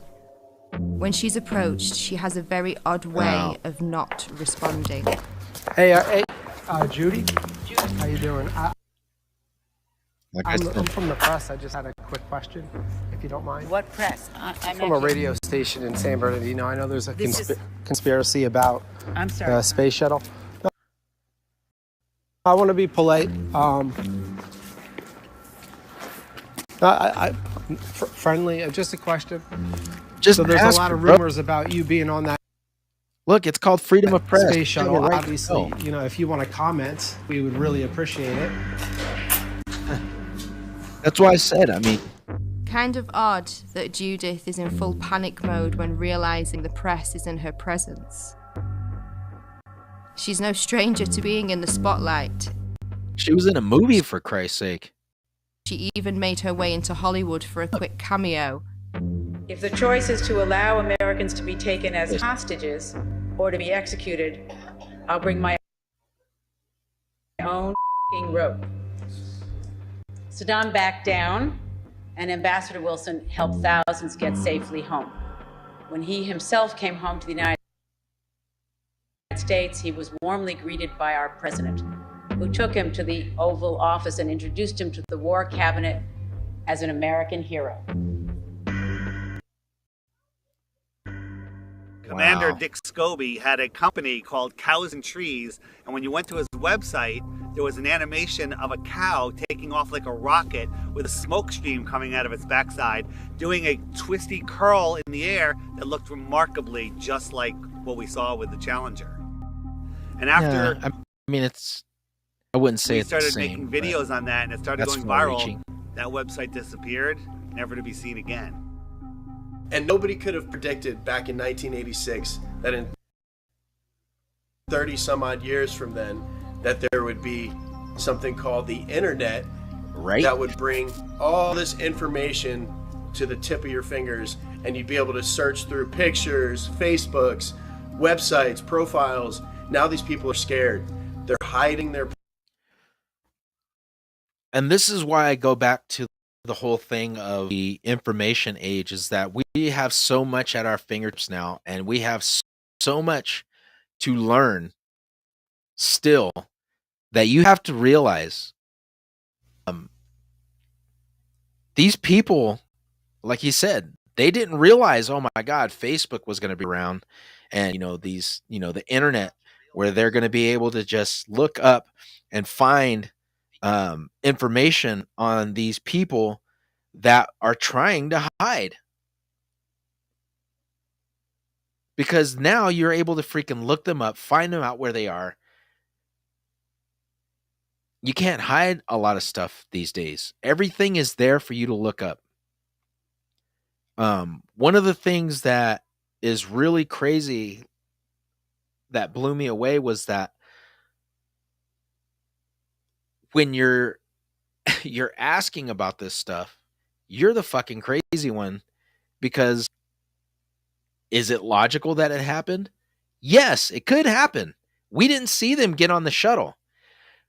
Maybe they're going to talk about it in this video. Let's check it out. I'm going to go back on there and then we'll talk after the video, okay?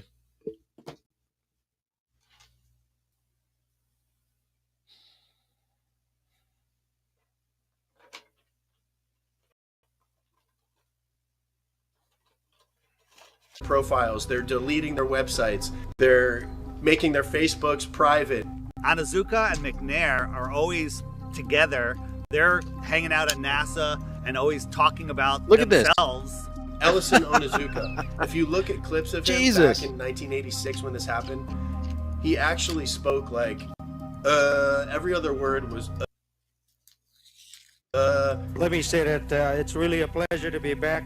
If you look at clips of his brother Claude now speaking, it's the same exact thing. Every other word is But Allison's dream is continued to be carried on. I think we got some. We're very fortunate that I think we're ready to go fly. Thanks for being out here today. His brother just so happens to be the spokesperson for the Challenger tragedy. Why aren't there any pictures of his brother back when this happened? Why didn't his brother speak at the funeral? Use your head. Former Governor Ariyoshi, who has a story Don't about let these a people picture lie that to you, folks. survived the Challenger disaster. Ellison Onizuka came to see me one day, and he wanted a family photo, and he wanted to take it up on a Challenger, and he's going to bring it back, inscribe it, and autograph it. But that Challenger accident happened, and I felt very sorry to lose Ellison. But I didn't even think that everything else must have been destroyed completely. About 2 months later, Lorna Onizuka called me and told me that they found in the water, NASA found the personal preference kit of Ellison Onizuka. And she said there were 2 things in there. One was a monk's prayer, and the other was his family portrait. So I told her, oh, then it must be in terrible condition because astronauts, the big bang up and the ocean in the water for 2 months. She told me, no, it's in perfect condition. I said, I'm going to bring the picture over to you and present it to you.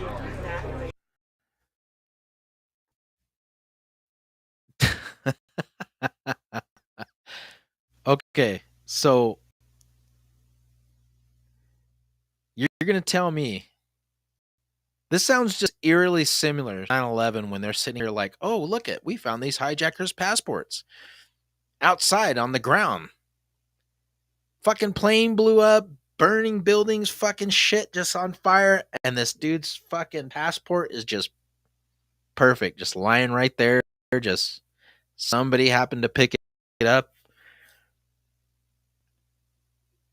You can't make this stuff up, folks. I mean, if you believe this narrative and this is what you're gonna, we've got to question everything, because like I said, if they're able to hide things like this in plain sight and think that we're just going to take it, this is nothing. This is what we've, a lot of us truth seekers and people that are trying to find the answers, not only through just reading like I said, reading ancient texts, reading scribes, reading, going to other countries and talking to people in these cultures and asking them questions. You've got to weed out the BS, because if we don't, our kids are gonna sit here and think that history is whatever the hell that they tell them, because they're not going to know about anything, because it's all fucked up. This is the plot and the ploy that they have been freaking trying to do for years, and they're doing it now. They are trying to cover up the past so that way we will never know what's going on, and they're hiding it from our kids because our kids didn't live through it. Fuck, man. Anybody born after 1992, hell, after 2001, they're not going to know anything about the stuff that happened during our lifetime unless we tell them or bring it up, because this stuff is not taught in school. Let's finish it up. Like I said, I mean, this poor man thought his son was dead.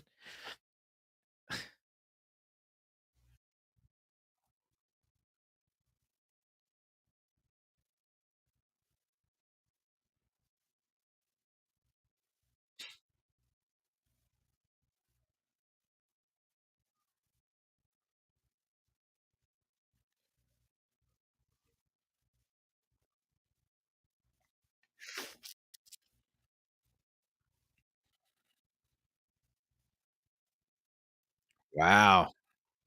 Freaking teeth.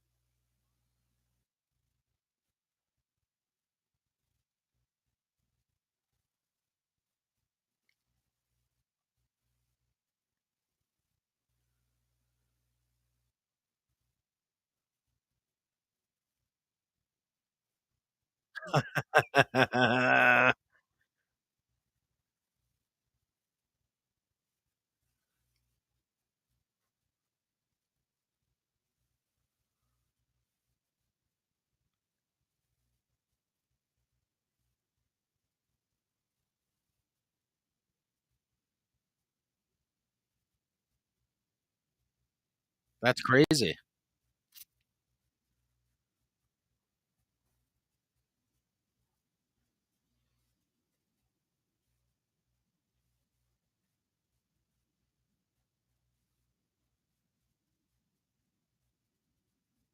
Yep.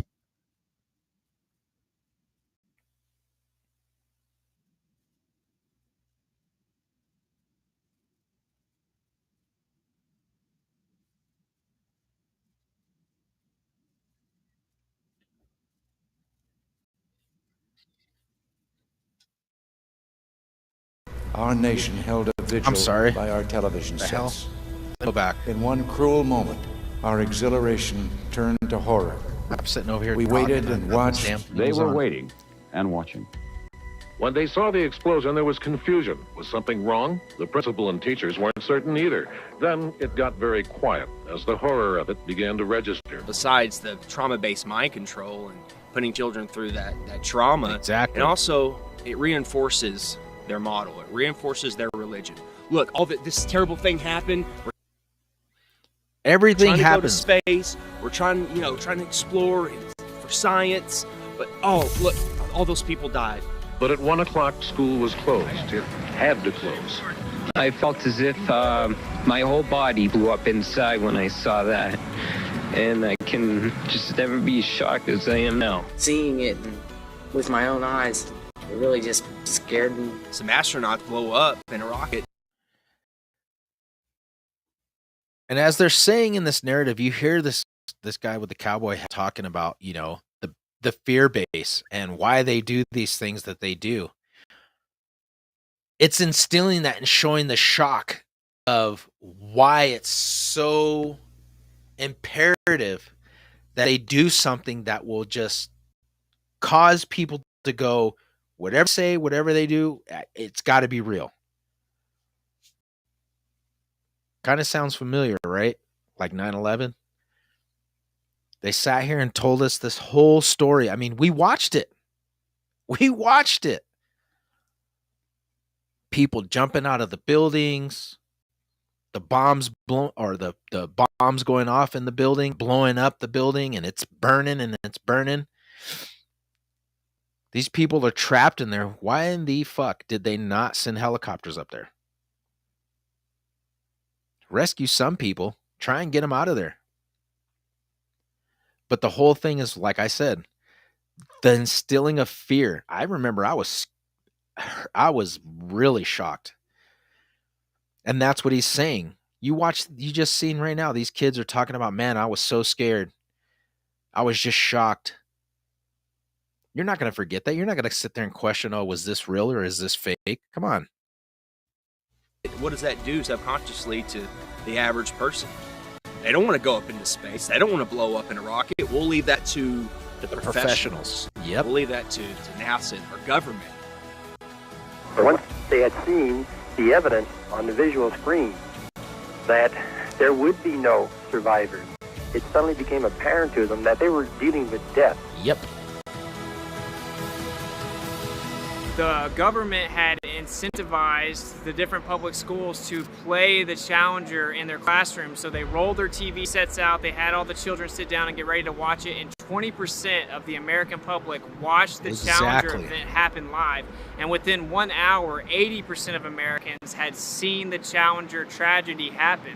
So just like with 9/11, they have everyone see this traumatic event, and then we're all in unison that we're traumatized. When it blew up, it was a form of trauma-based mind control that, you know, some people will never grow out of, and then the emotions kick in and you're unable to think logically about what's going on. Of course this was planned.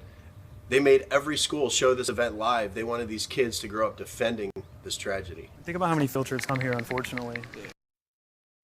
That's crazy. And like I said, this isn't something. This is how they control everybody. You look at media these days.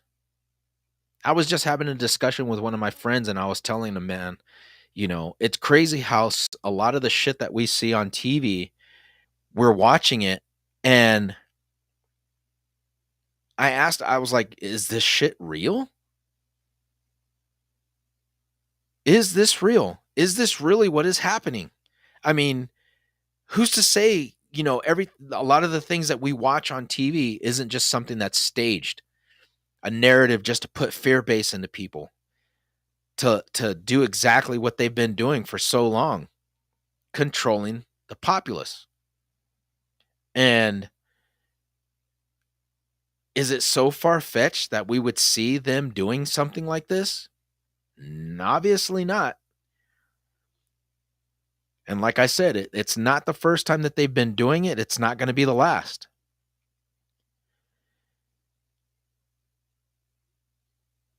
Because it happened in 9/11.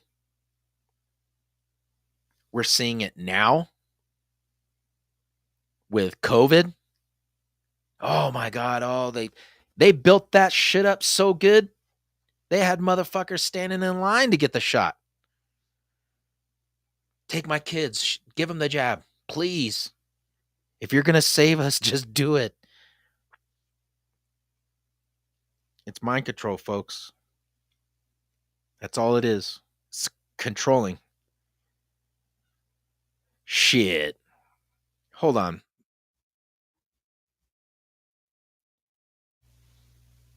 I would have to say, bro, if they got paid, I don't know. They got paid some good bucks. I could tell you that. They got paid some pretty big bucks. Because you've seen the family members, the dad and the mom are sitting up there. Their daughter's dead. She just died.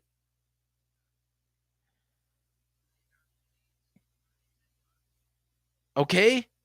Their daughter just died. She just passed away. And the parents are sitting there laughing in the stands. Who does that? I'm telling you right now that this all is just, I know it's too much of a coincidence that these people look just like them. Same names.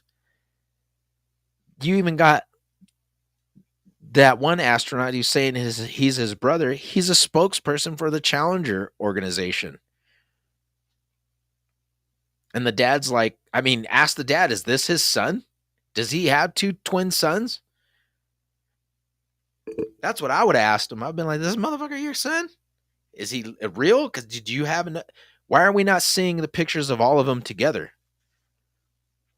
The brothers together growing up. And like they said, they didn't see them. He wasn't even there. Too much of a coincidence, folks. These people will do anything. Anything. And it's right in front of our faces. It's not something like they're just hiding it.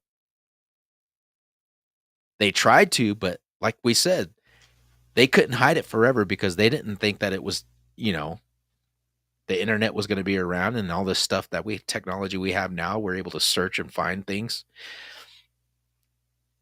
It's too easy. But now that we're being able to freaking watch it and see it, now these people are like, oh shit. They're coming and asking me questions now. You know, all of us oldies that were around, we were kids, you know, now we're coming up and trying to find the answers, and they don't want that. That's the last thing they want right now. There's a lot of these old school people coming up and asking them, hey, you know, are you this person? I would highly suggest, as I said before at the beginning of this podcast when I started doing this, right there, is that you question everything. You question the narratives of what the government is telling you, what they're saying. We see it with everything. Like I said, not just with this COVID thing. Now you've got this Israel thing. You've got the Ukraine war. We've got the border crisis. We've got Donald Trump being prosecuted and getting all this stuff overturned because of the truth finally coming out.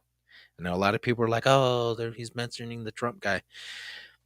I'm mentioning these things because you have to see what is really going on. If they are going to be able to sit here and spin narratives to have you believing what they're telling you is true, and they've been doing it with this major stuff like this, do you not think that they're lying? Do you not think that they're going to tell you something just to be like, oh, yeah, well, they're going to believe it? Because a lot of these people, you see how gullible they are. Everything the media is throwing out, they're just swallowing it right up. Oh, and now they're wanting, it's like, oh, well, you guys need a ceasefire. And you know, this stuff is, but they're still sending them weapons. Does that make any sense? We've been at this war supporting Ukraine for 2 years. Putin has straight up told him, if the U.S. was to not, or the West was to back out and not support them, we would whip their ass. We'd give them a few days. They won't win. You do not think that the U.S. has their hand in this thing?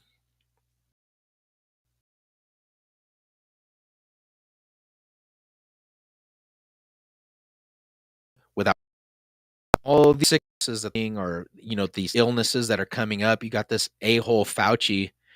I don't even know why the hell this guy's still around, because he's been a kook since freaking the 80s, killing people with medication that they fucking just dish out. Look him up.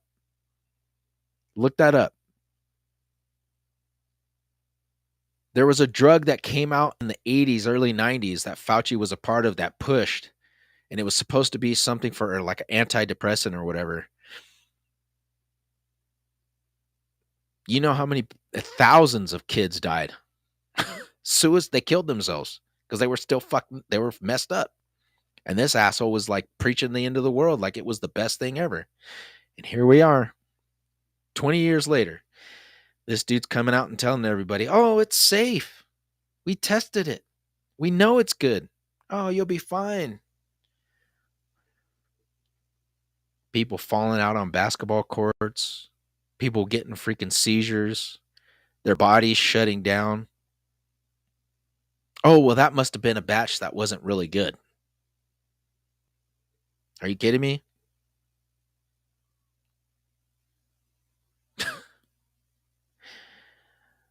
We forgot to put this little bit of an ingredient in there, and it, people are just having side effects. It's nothing to look at.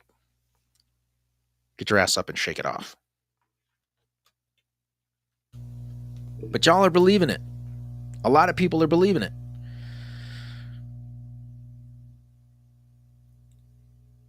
What else are you going to believe? What else are you going to allow them to do?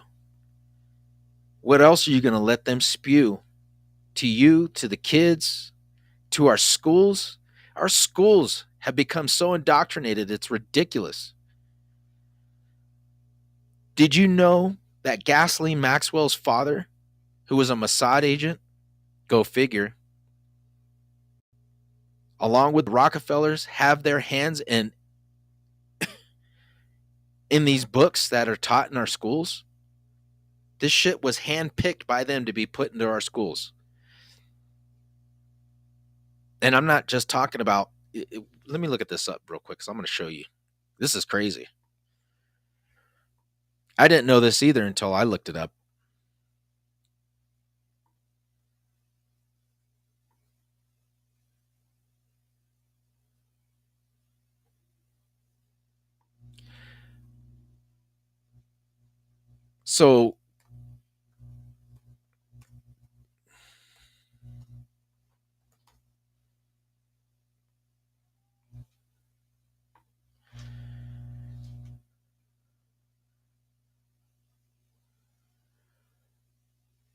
So Ghislaine Maxwell's father owns or has a ownership of McGraw-Hill.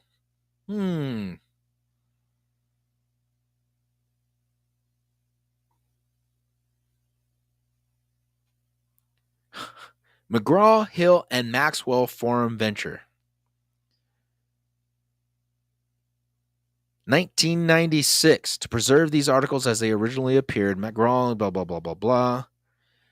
Long the subject of takeover speculation quieted these rumors somewhat yesterday when it is said it had signed a standstill agreement with Robert Maxwell, the British entrepreneur whose empire includes Macmillan Inc. and would form a joint publisher venture with him.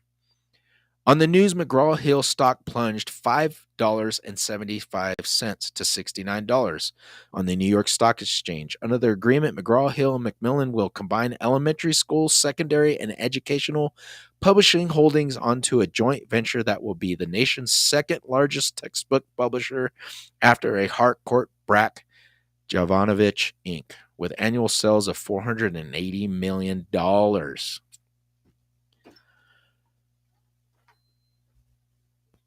Okay? Yeah, we're going to Grandma's. Oh, okay, I love you. So, I don't understand how people are not seeing the connections with a lot of stuff. And it's really interesting to understand that we live in the age, like I said, of information. We now have AI where it is so hard for you to really see something that is real. You can't even tell.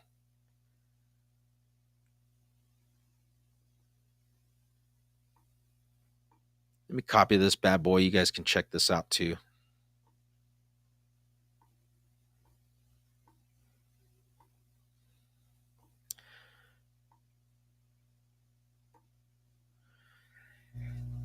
This is crazy, folks. Like, are we at that point now where, like it was stated? I mean, I know I keep jumping back and forth into this whole thing about the Matrix. We are living in a world now where it is so hard for us to actually to know what is the truth that we're being told. I mean, you can't even believe. I mean, look at this crap that comes out on the media. The narratives keep getting pushed around and keep changing. I mean, a lot of people sit there and they're so stocked up on, them hiding, covering up things that they believe them. People believe them. Oh, the government would never do that. The government's going to protect us. What do you mean they're trying to freaking kill us? What do you mean they're not telling us the truth about what's going to happen during this eclipse? Yeah.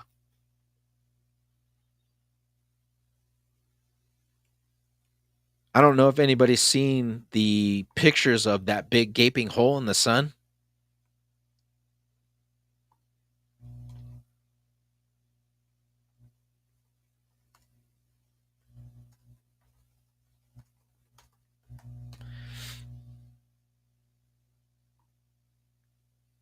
Check this shit out.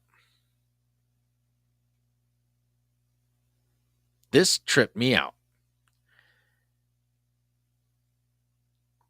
It's called a coronal hole.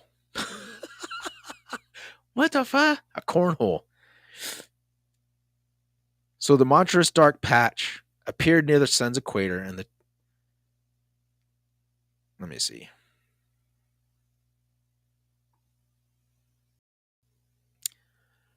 A monstrous dark patch known as a coronal hole recently appeared near the sun's equator, and the temporary gap enables the usual fast solar wind to race towards the Earth.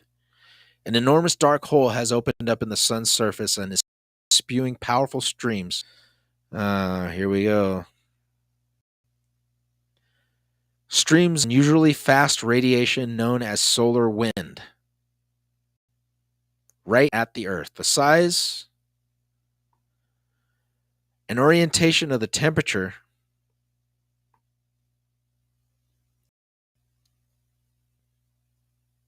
okay, nobody cares.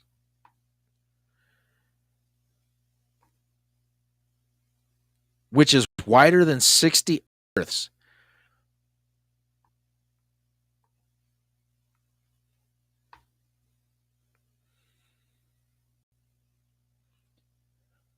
All right, so there you go. There's a better picture of it. The coronal hole are regions where the sun's magnetic field opens up into space. It allows the solar wind to escape more freely, and the forces could light up the skies with ethereal hues. The fuck does that mean?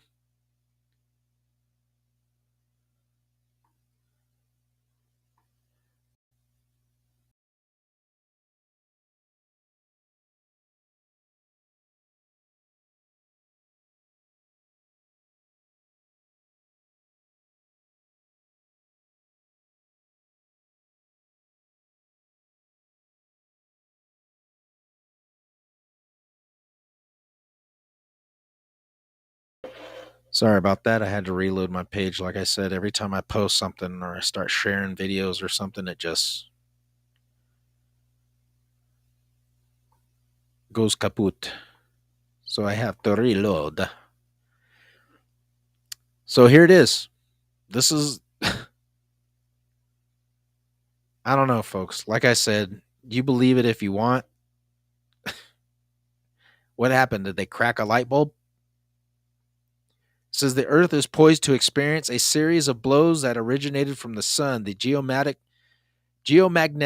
disturbances are the results of dual solar events. A vast coronal hole in the sun's atmosphere has been identified, unleashing a high-speed stream of solar wind. Now, do you not remember me talking about that Adam and Eve story? I posted it in the page. You guys can look it up and check it out if you want. It talks about the destructions that are coming, that are going to happen. And did it not talk about winds that were so vast that it was going to cause destruction and havoc? Now you got this eclipse coming and it's going to make it worse.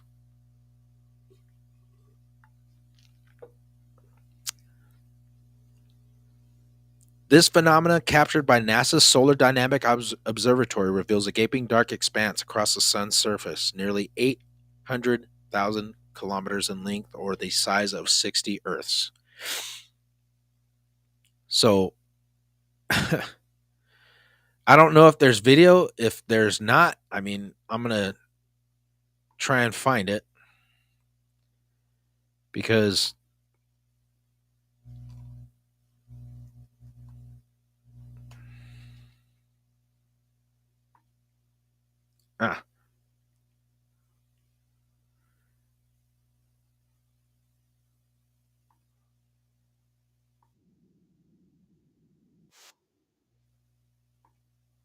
come on, folks.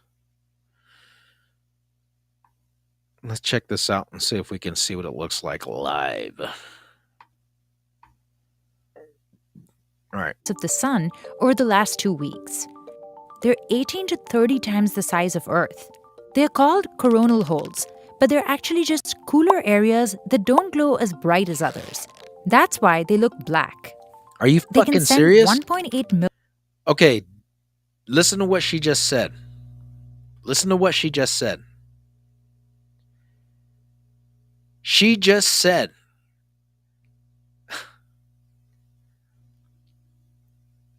these black spots on the fucking surface of the sun are so cool that it causes them to look like black spots.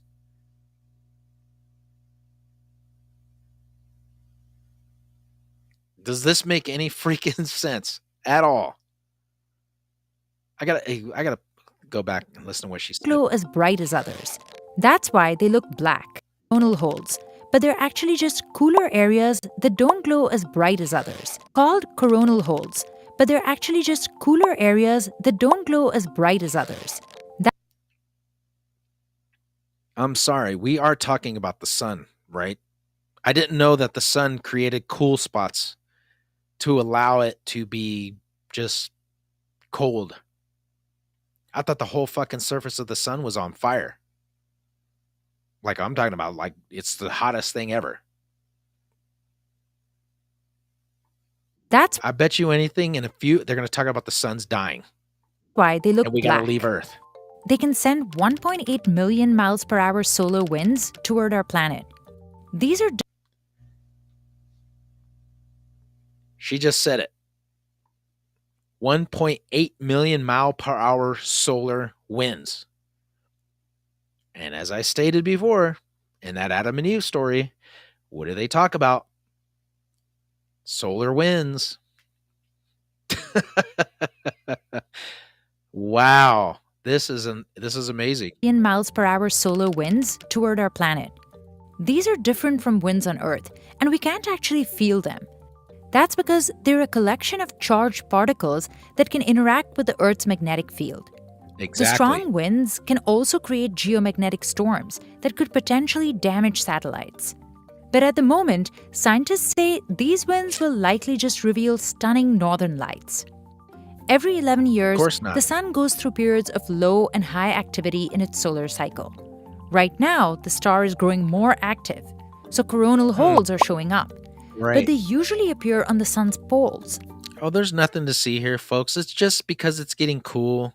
You know, it's not. It does it every 11 years. Don't worry. It's fine. It's fine. Don't worry about it. Nothing will happen. These particular ones are near the sun's equator, which is on the same plane as Earth. So there's a higher chance solar winds will come our way. Yeah, of course.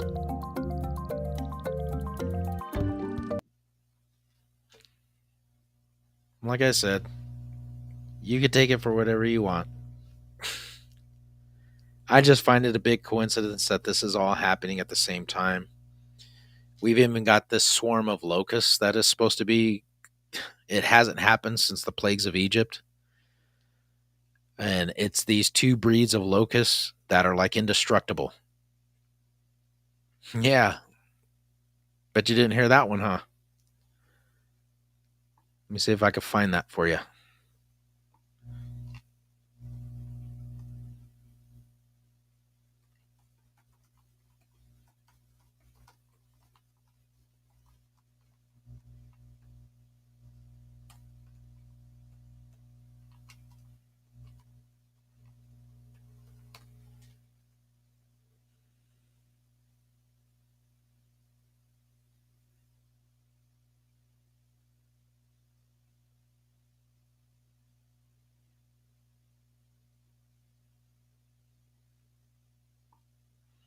Let's see. I think this is it. Come on, come on, come on. And this is crazy because they've said that this hasn't happened for years.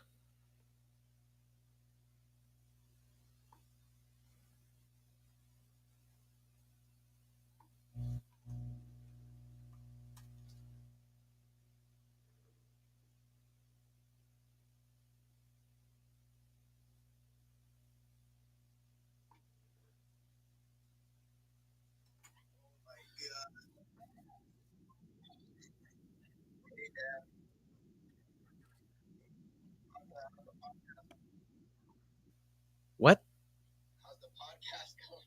Good. Why?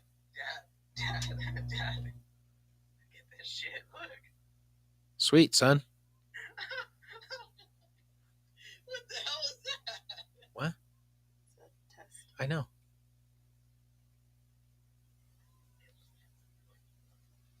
When did you just find that out?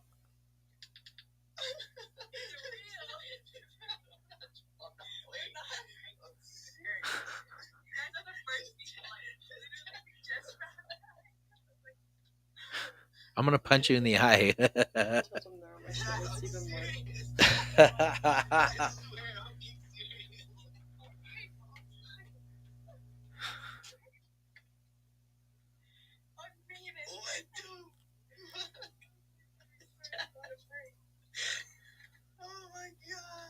Oh my God.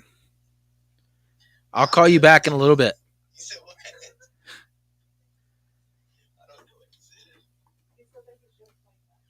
All right. Yeah, my son's calling me, so something I got to talk to him about later on. I'm trying to find this thing about these locusts that are supposedly supposed to be coming.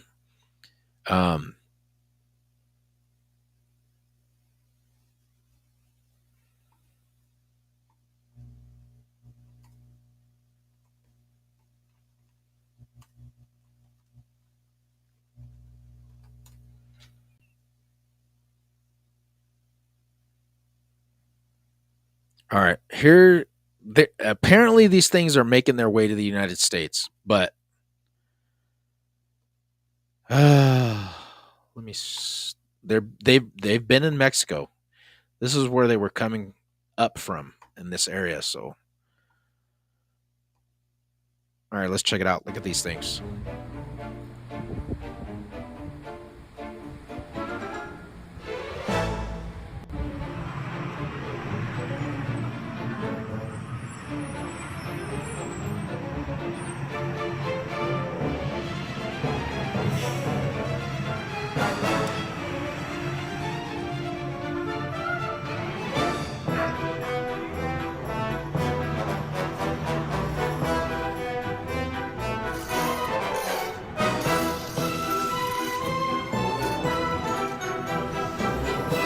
So yeah, these things apparently have not been seen since the time of biblical proportions. And which is really weird because when you think about it, like I said, I am not a religious person, but I do believe in ancient texts, and the correlation between the two is very obvious. And I'm not saying that it's, it's God related or anything like that. What I am saying is this, is that the signs of the times will show themselves, and it has been proven time and time again to be something that has happened or is happening or is gonna happen.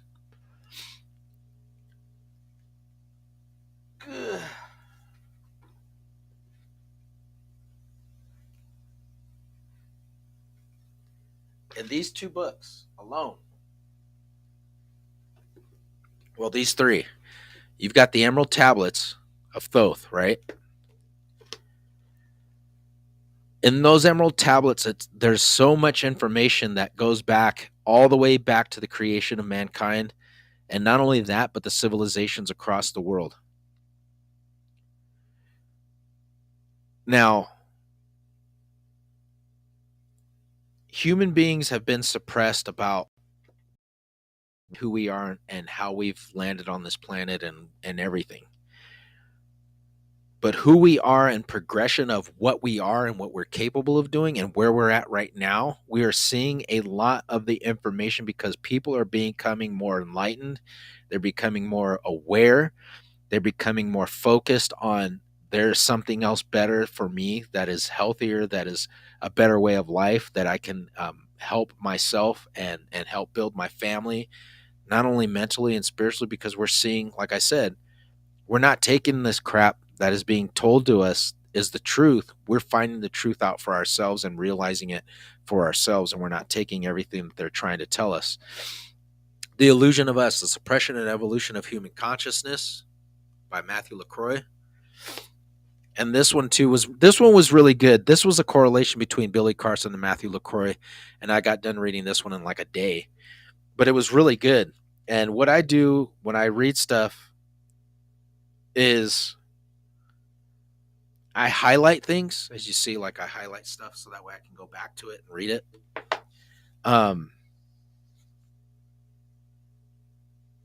The correlation between a lot of things that you find out is that these ancient beings, as you see with, religious aspects, is that these beings are called, the God of wisdom and knowledge, the scribe of the gods, association with the afterlife, and, the guiding of human beings and steering them in the knowledge and the ways of being able to, how we're supposed to be able to be in league with the earth, the universe, and with each other on this planet is so vast when you sit down and you look at everything, because it makes sense. It makes so much sense when you look back at everything and you realize what was being done, what our nature of life was, and why we were placed here. And not only that, the forewarning of things throughout history has always been something or someone warning humanity, hey, this shit's coming. Hey, you might want to get prepared. Hey, what's going on? It seems like throughout the evolution of the world that humanity has been steered to chaos and utter destruction by these beings that are trying to get us to be down, that are trying to eliminate us. They see us only as cattle. They see us only as food. They see us only as a means to an end. Why? Because they do not want to see us progress the way we're supposed to be progressing. And what I say is progressing, like I said before, is reaching our potential of elevation. Spiritually, consciously, physically, with our bodies. You see them, think about this, okay? Why is it that you have seen the progression of medication, but the shutdown of holistic treatment? I'll wait.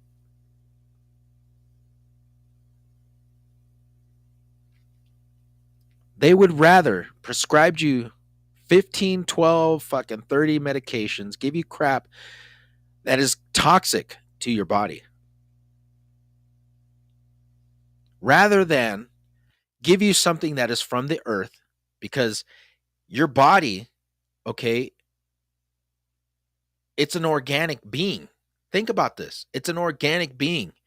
Your cells live, react, and are fed by everything that is substance on this planet. Everything that you need to keep and sustain your body and your mind and to keep you healthy and living forever is on this earth. But yet every day we kill ourselves. Every day we do.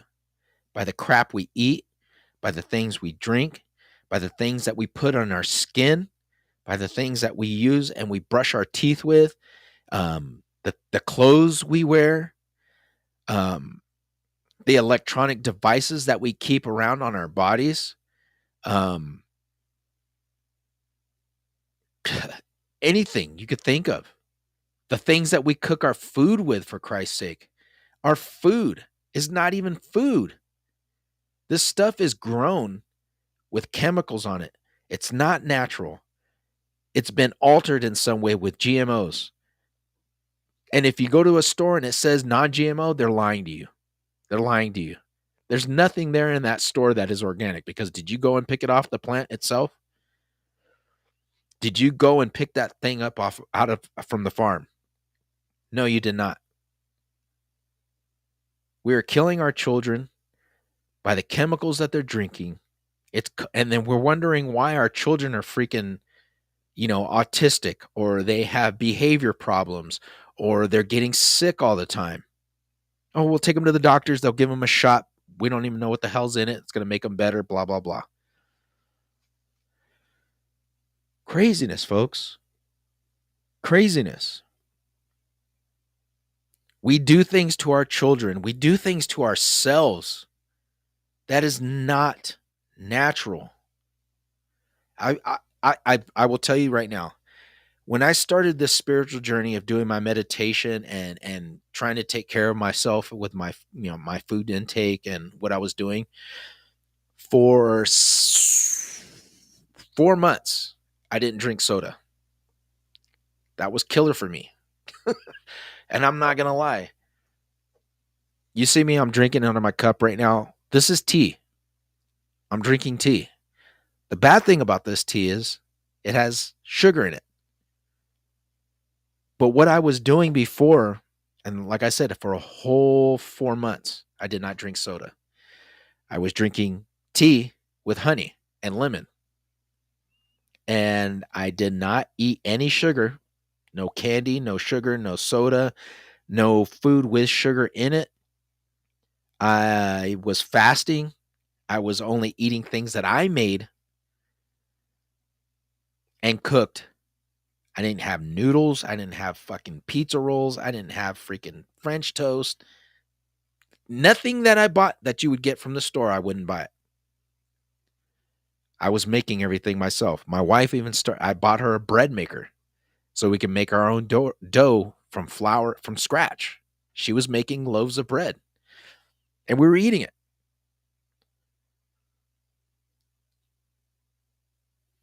I said, okay, I'm going to do this experiment. I'm going to see how I feel. I felt great. I was up in the morning.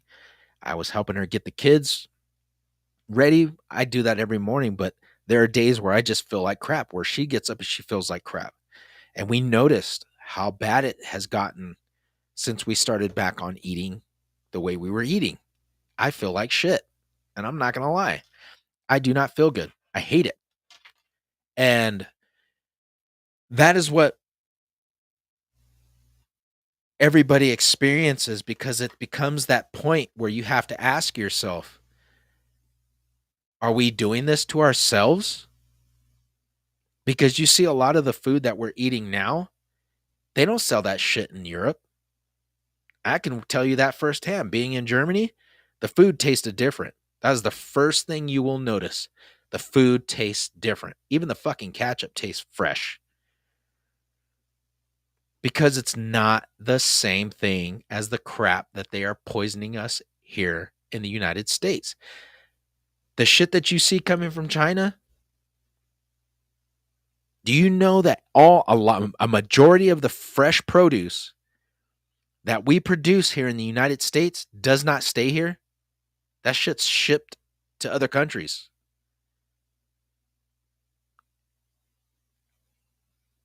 I didn't know that either until I started looking it up. A majority of it is shipped out of country. And imported shit is brought in. Or it's being mixed up, or it's being contaminated with whatever. because you see you can get ingredients or, get a fucking cornflakes box. The same ingredients that you would think would be on that other one that's in another country? Nope. Not going to happen.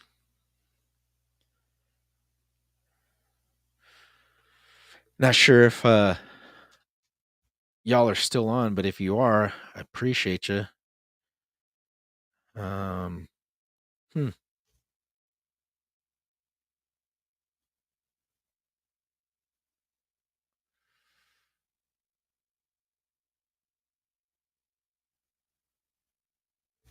Yeah. But yeah, the craziness about, the whole spiritual aspect of trying to feed yourself better and take care of your body and your mind. When I started this journey, I even had people that were coming up to me and were telling me, "Man, you look totally different." And I've even noticed it now, like after getting back on the sugar and stuff, you could totally feel it, and it just really, really messes you up, like mentally and physically, and it starts, wearing you down a little bit. I know, what is it, like 12 o'clock or something, or on the East Coast. I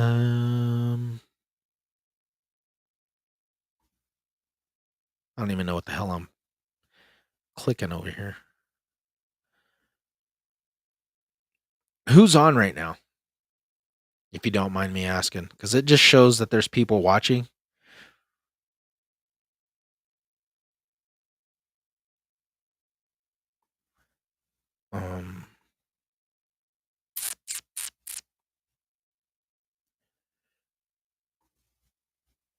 Let me look this up, because I just want to give a shout out to everybody that's watching.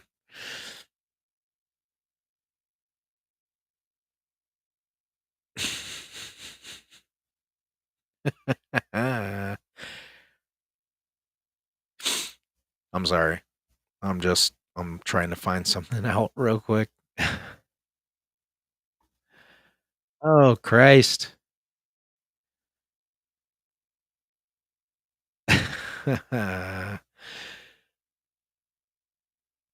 Is that all right? So I just want to give a shout out to my brother Habib and my brother Matt. I guess you guys are on right now. So I don't know. You guys want to come on? Here, let me shoot you a link, man.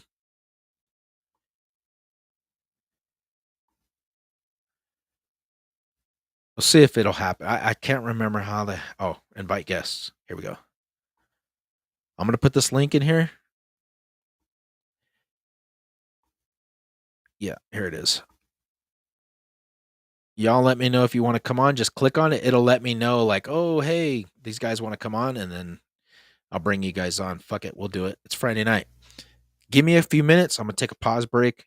Go get some more stuff to drink, and I'll be right back. If you guys want to come on, like I said, just click on the link, and then I'll bring you guys on, and we'll fucking do it, man. This is great. So. Be right back.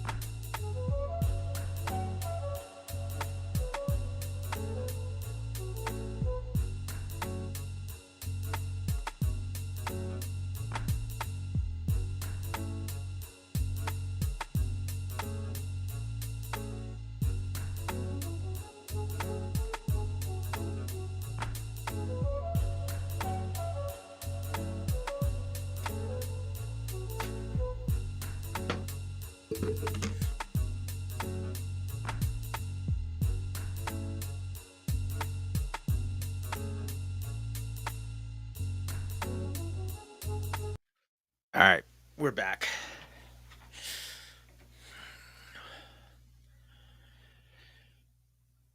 Oh, fuck. So, I had brought up a question. Let me get on YouTube real quick. I've got my aunt and my uncle on here too. I'm gonna see if I can't bring them on. But Matt and Habib, if you guys want to get on, bro, just let me know. Just click on the link that I put in the comments. I'll bring you guys on. We'll have a freaking web conference.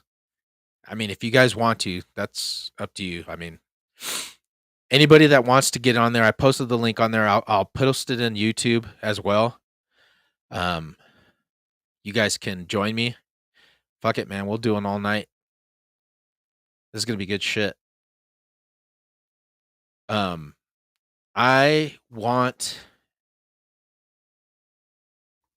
everybody to understand that you guys are more than welcome to be on this platform.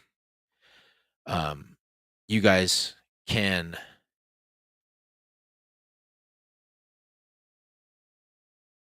all right, cool. No timeout links. You can now put people in timeout for different lengths. I fucking love it. Hold on. Let me see what's going on here because I can't see the bottom. Okay. I'd like to comment, please.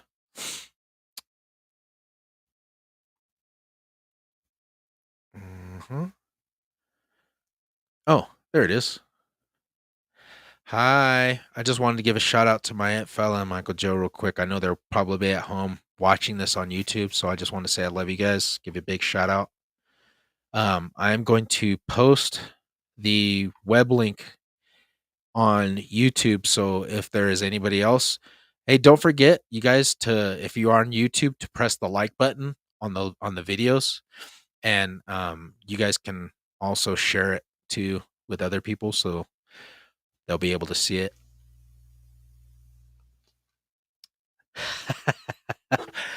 But much love. I appreciate you guys and the support for passing out the word, on YouTube and with everybody there.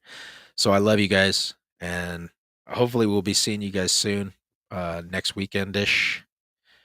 We're supposed to be down there. So yeah. I love you. I hope you guys are chilling and having a good time at home and enjoying the show, enjoying the episode, the podcast. I appreciate you guys so much. This is great. Come on, Habib. What are you doing, bro?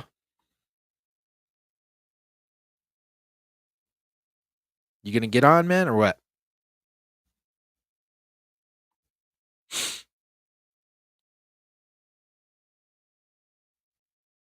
Oops, sorry. All right. Here we go.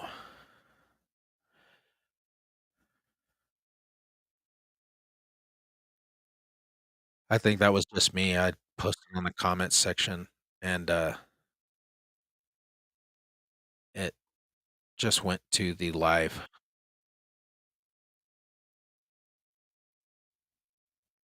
I hate how this thing does that. All right.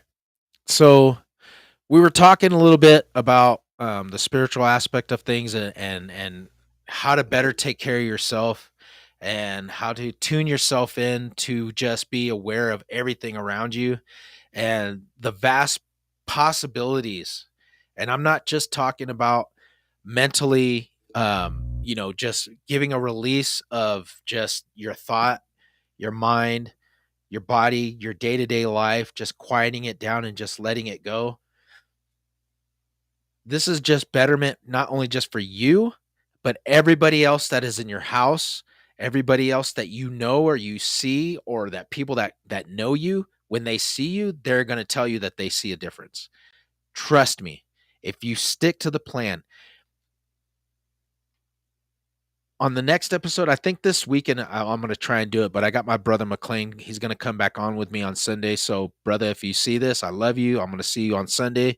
Big shout out to you and the family. I pray that you guys are doing good, and I will talk to you on Sunday. But I wanted to talk to everybody about this subject of spirituality and being able to progress yourself with spirituality and the level of progression, because people are at different levels. You got people that just do yoga just because they want to be fit, they want to help their body. You have people who just do meditation because they just want a place of relaxation and being able to separate from their day-to-day life and not having to deal with the hecticness of what's going on with them. And when you get people who do it to change not just their body, their mind, and everything around them, they encompass and take in everything that is affecting them, that they deal with day to day. I noticed a very big change when I first started this journey of really, I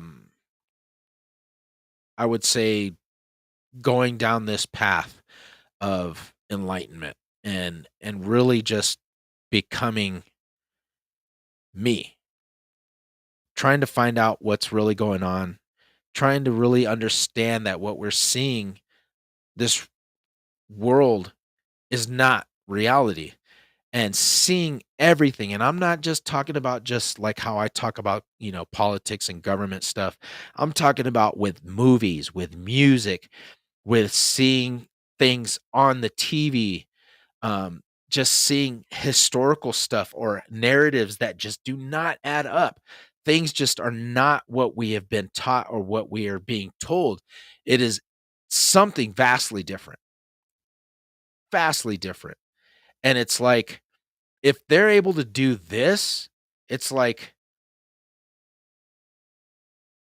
changing things in plain sight and not telling people and getting away with it. And it's like, we don't question it because they're too busy showing you, the Emmys or, the CMAs or the Super Bowl, the World Series, these events to keep you distracted, celebrity crap, TV shows, yada, yada, yada. It will make you think, what in the world have we been missing this whole time that we've been growing up? Because we've been so distracted with everything that's going on now. What was really going on in our time that has led it to this point? That's how I see things. That's what spiritualism, that's just questioning everything, but it just opens your mind up because you're going, holy shit, how long has this been going on? How long has this been happening? And if it's been going on, we're seeing things differently now. How was it when I was growing up? What was the deception? What was the lies that were going on back then? That's the trippy thing. So being aware and being awake and realizing things that are happening now because you're looking more into it and you see it for what it is, and you become aware of it and the information that you're getting. And like I said, with going down these rabbit holes of not just theories, but finding the connection to these theories that it's real. Look at freaking Cat Williams. When he went on the podcast, and I hope, I'm not going to say it because it's copyrighted and I don't want to get in trouble for it, but you see how Cat Williams went on the podcast and he was talking to Shay, how he's not the only one. Stick with me here. How many other celebrities before Cat Williams have come out or said something, or things have been said? We didn't take them seriously. This shit's been going on for years. And now we have people like Cat Williams. We have platforms where people can go and talk. And now we just have Usher. I just seen that earlier today. Usher went on Shay's podcast and was like blowing it up, telling him everything. But that's what I mean. It's not just now. It's been happening for years. And we're seeing people open up and give their version or their side of the events of the story. And it's actually coming true. So, with that being said, it goes into the whole narrative of, well, if this has been happening that long, what have they been lying to us about? You know what I mean? Like, what other shit have they been lying to us about? We've got whistleblowers that came out and were saying, yeah, UFOs are real. Aliens are real. We found the bodies in there. I've seen them.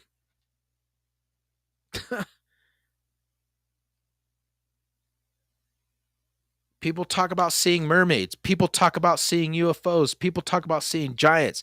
People talk about, fuck, man, some weird shit. I saw a fucking Bigfoot. I saw a fucking fairy. Or I got videos of these creatures that are living in the woods. Oh, man, I like that boxer, whatever his name is, Ryan. This poor brother is sitting over here talking about the horrific crap he's seen, but it's been said before. You're looking at the media and you're seeing how they're spinning it. Oh, he's crazy. He's even telling you, I don't know what to do because every time I try and say something, they just tell me I'm nuts. They're telling me I'm crazy. They're telling me I need to go get help. But he's not the only one who said it. So is he being, I don't think anybody's realizing what's going on. Julian Assange, look at, fuck. You've got these people that are coming out and literally telling you the truth. They're trying to freaking forewarn us. I've seen this shit. I've dealt with it. I've faced it. I'm trying to tell you, and nobody's listening to them. Why is that? Why is something not being done? Yes, we see Sean Diddy Combs. Puffy. 50 Cent, brother. 50 went out, was telling everybody about what was going on there. But he wasn't the only one. Cassie said something about it.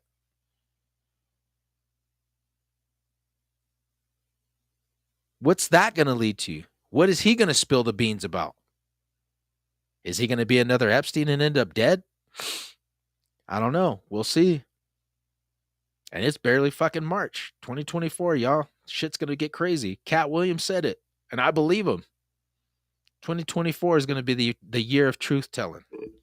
We're going to find out a bunch of stuff. And it's coming out. What am I hearing? Somebody trying to get on?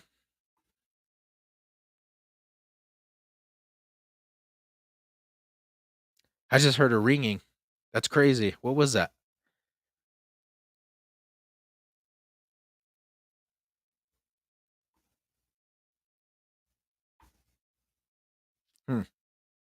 Somebody trying to come on? If you are, I'm sorry I didn't see it.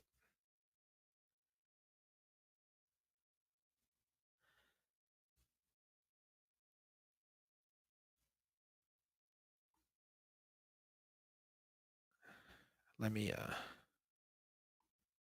no, that's not what I wanted to do, stupid. Okay, so I guess I go like this. Theater mode. Pause it. Then I make it bigger, I think. Nope. Anyway, Sorry, I'm trying to figure out somebody was getting on here and I'm not sure if I can.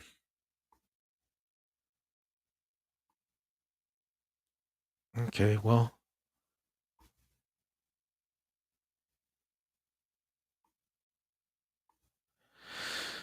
All right. So, hey, Lori, thank you for coming on.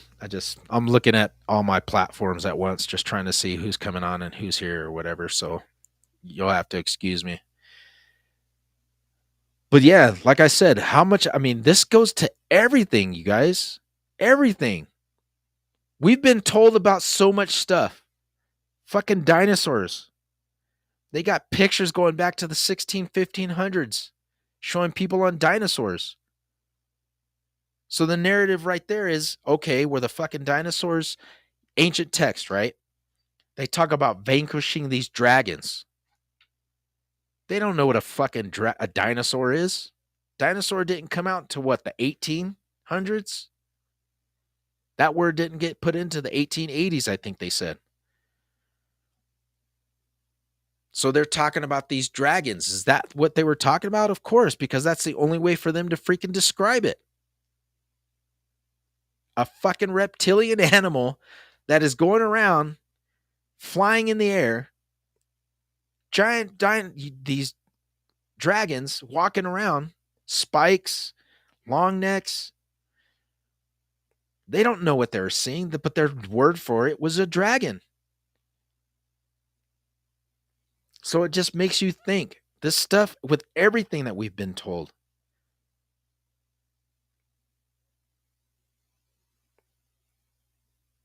God, it blows you away because you sit here and you start thinking about a lot of things. What else? Flat Earth, ancient cultures. These people were navigating, masters of the sea. They even have maps, for Christ's sake, showing Antarctica, the North Pole, with no ice. And all these strange creatures on it, on the maps. And I'm talking about depictions that they knew what they were doing. So if they were sitting here telling us that the world was flat, okay, and that they went to the edge of the earth, but in certain parts of this vastness, you see in the maps the openings that lead out. The same openings that Admiral Byrd, okay, was talking about when he was telling everybody, I saw this shit. The ice wall had an opening in it. I went through it, and on the other side of this wall, outside was another civilization.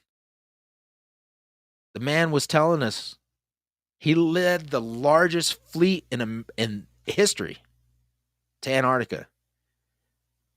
Came back, wrote down in his freaking diary about what he saw. His son found the diary, was like, what in the hell? He read it. This man was a navigator, expert. He was an admiral in the military, for Christ's sake.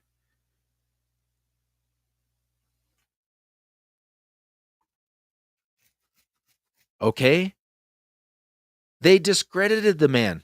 He couldn't even, when he went and presented it to his superiors, they told him, don't fucking say nothing. Like I said, you can look it up. Admiral Byrd Journal. There's a bunch of stuff on it. His son talks about some of the things that his father put in there. The man said he flew into the North Pole. He was the only man to do something like that.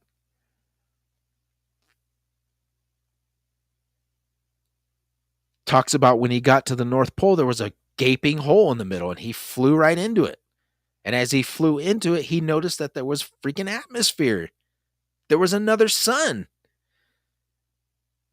What I like I said,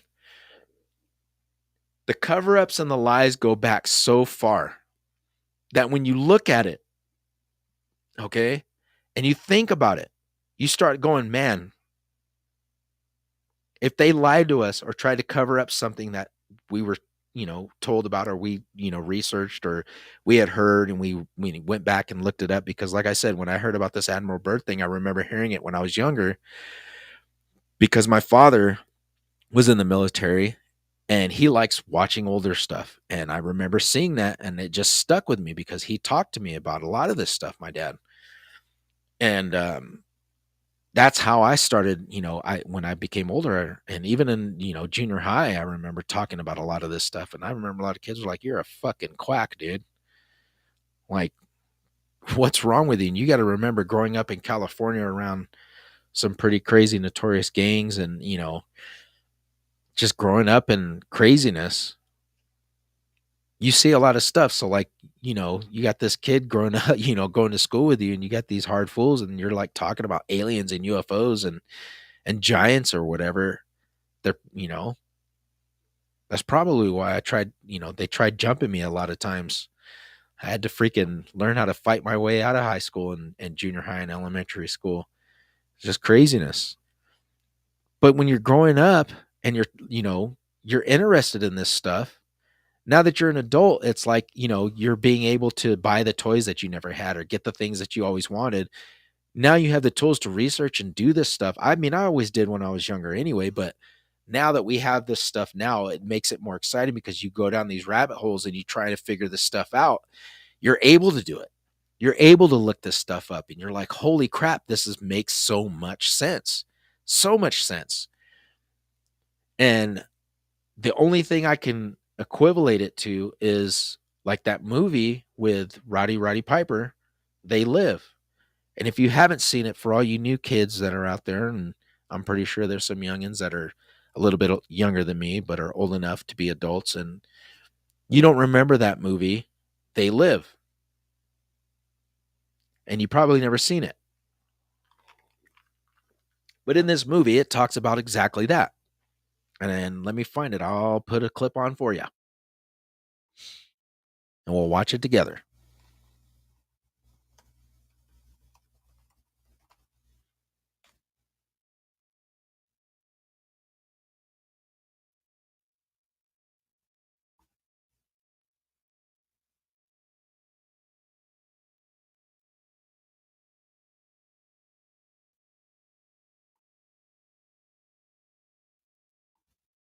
All right. I'm going to do this real quick. Let's stream it. Share screen it.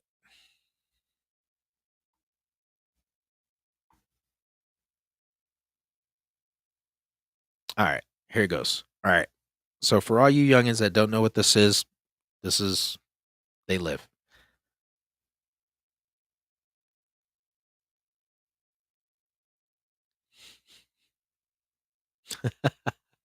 Dude, I don't know what's going on. Every time I try to play something, it doesn't want to freaking play. God.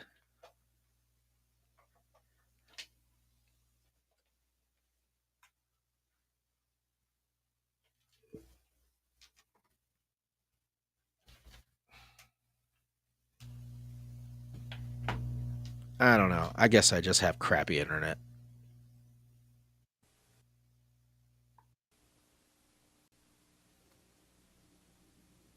All right, it's going.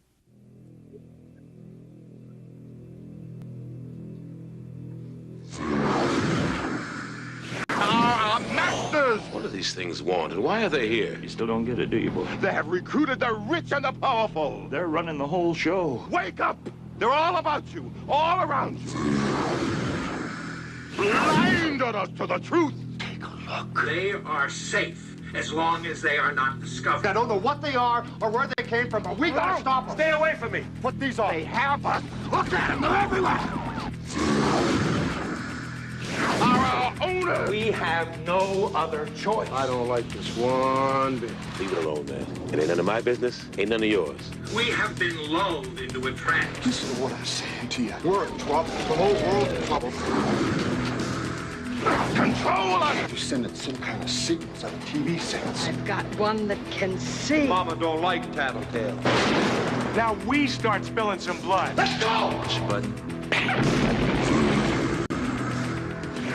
I have come here to chew bubblegum and kick. And I'm all out of bubblegum.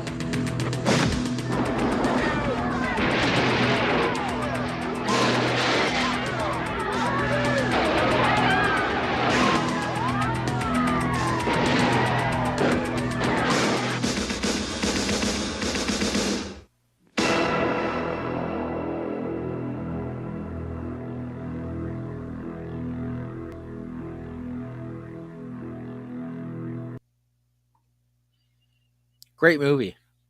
And like I said, I mean, what better way to give everybody a heads up and let them know what's going on by, you know what I mean? They've been showing us this stuff for years. What if everything that we've known, people, is just gone? You know?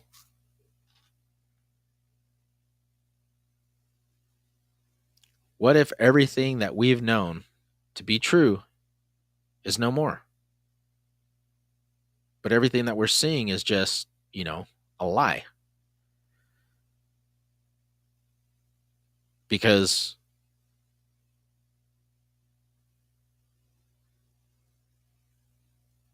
like I said, we would never know. It would just be something we just keep living this life because everything that we've known or everything that they're showing us is just hidden. Watch that movie. Watch that movie. I bought it. And I show it to my kids. You know? Because a lot of the stuff that they show in there is actually what's going on now. The media telling you how to live your life, how to do this, how to do that. You know, how to be a better citizen. It's crazy. Crazy. How everything, man, everything is just totally changed. Totally. But these fools like think that we're just, you know, a lot of us are just, you know, are blind to the fact of what's really going on. But those of us who are awake see it. And that's all we're trying to do. We're just trying to help everybody see, and we're just trying to help everybody witness it. You know, and hopefully it helps. Hopefully what we're doing is going to make a difference. Hopefully what we're doing and sharing with everybody is going to, you know, allow people to realize and understand for themselves, holy crap, this is real. You know, and it's sad to say that a lot of people are probably never going to understand it.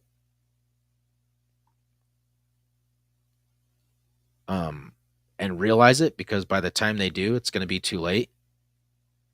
And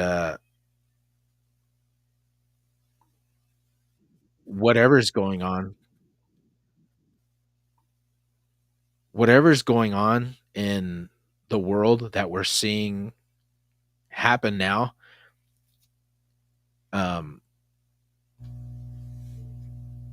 our kids that are going to be old enough are going to witness it. And what are they going to have to experience? What are their life that they're going to have to go through? What are some of the things that they, you know, are seeing, but are life-changing? So, yeah, just, you know, it's just thought. I don't know. I'm probably just rambling. Everybody's probably like, man, shut the fuck up. But, you know, The Simpsons, for Christ's sake, The Simpsons predicting a lot of stuff that we're seeing, you know? And just like I said, in that movie, They Live, The Simpsons, I mean, The Simpsons could have got it off of a bunch of different things, but that was just kind of crazy that they predict that, you know, the aliens are going to make themselves known, and these beings that are running the world and the governments, you know, are going to be revealed.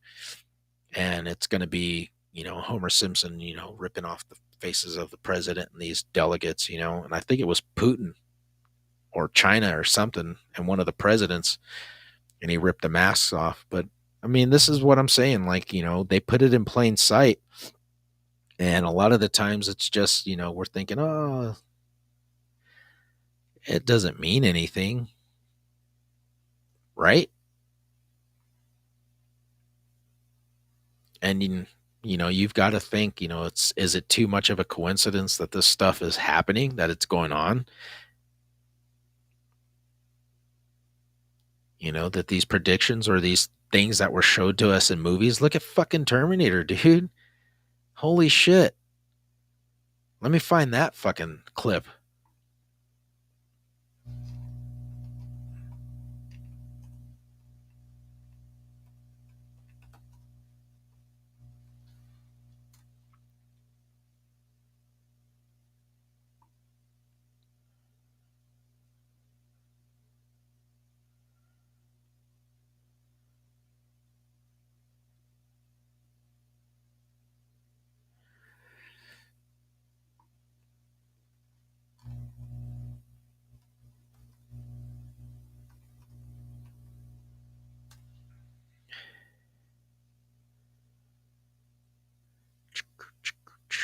I don't give a shit about Terminator Genesis.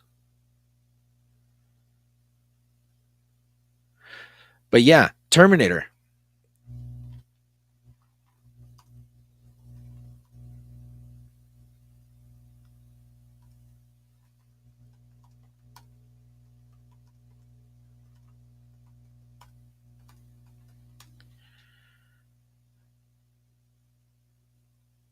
Okay. Come on.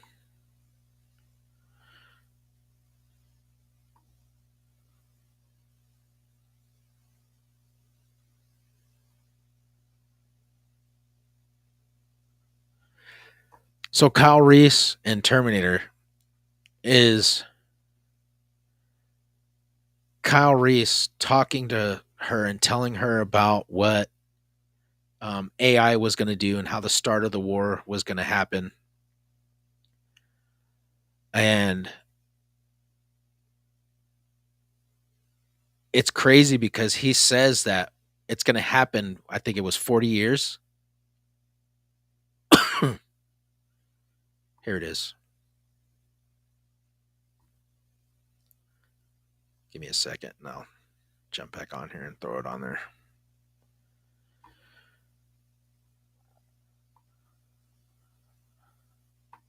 All right, so this is Terminator, Kyle Reese and them. I don't know. Some of you young kids probably don't even remember. But yeah, Terminator.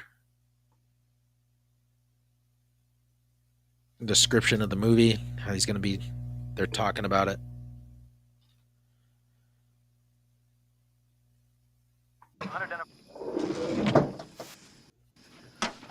Take this. All right, let's get this off the road.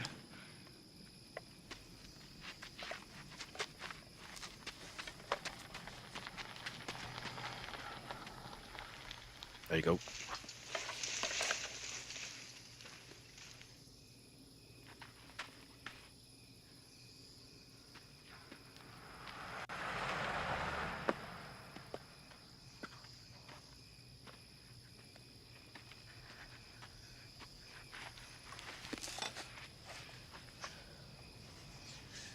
Cold. Freezing.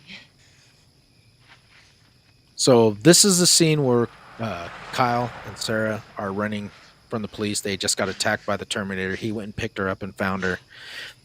And now they're under the bridge. And yeah, they're going to have their whole little moment. You got a first name? Kyle. Kyle. What's it like when you go through time? White light.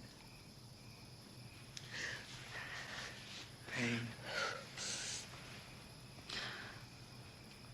It's like being born, maybe. Oh my God. I caught one back there. You mean you got shot? It's not bad. Well, we gotta get you to a doctor. That's okay, forget it. What do you mean, forget it? Are you crazy? Take this off.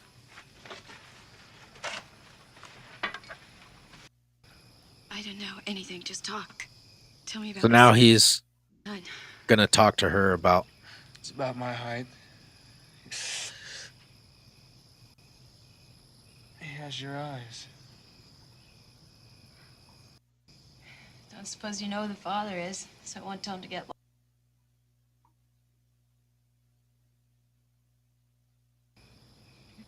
I know he dies before the war. Wait. I don't want to know. So, was it John that sent you here? I volunteered. Why? There's a chance to meet the legend. Sarah Connor. Taught her son to fight, organize. So anyway, for those of you who haven't seen it, check it out. This scene gives a whole vast amount of knowledge without actually giving it to you in your face, because when you see it, he's talking about everything to Sarah, but are you listening to what he's telling him? Her son, John Connor, is his commanding officer. He's the general. He's like the head dude over all the armies of the US, and he's leading the fight against the machines. They have the technology of a time machine to be able to send a man back in time to prevent this war from happening. Did you catch that? Give me a second real quick.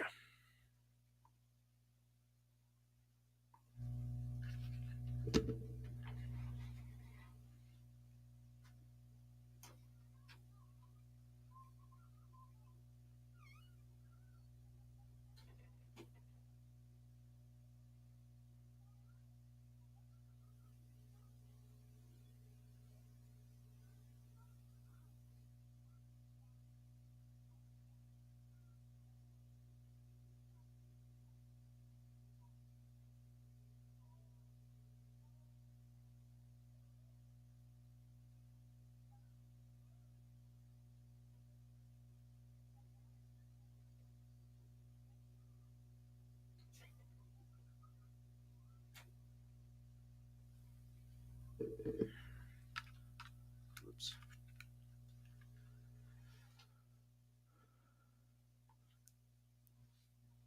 All right. So I guess I'll probably just cut this one short because I think everybody's about knocked out. People aren't awake anymore. So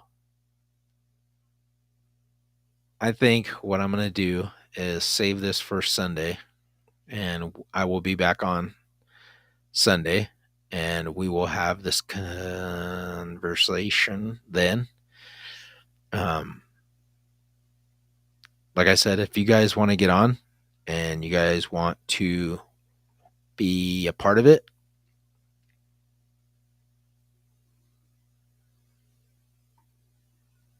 let me know. Get on here. Where you at, man? Where you at, Habib? Huh? Jeez. Waiting for you to get on here and say something else, and you just blew me off, bro. It's cold-blooded. I'm gonna get an earful of it from your mouth, huh? I'm gonna get a message here real quick. Watch. What?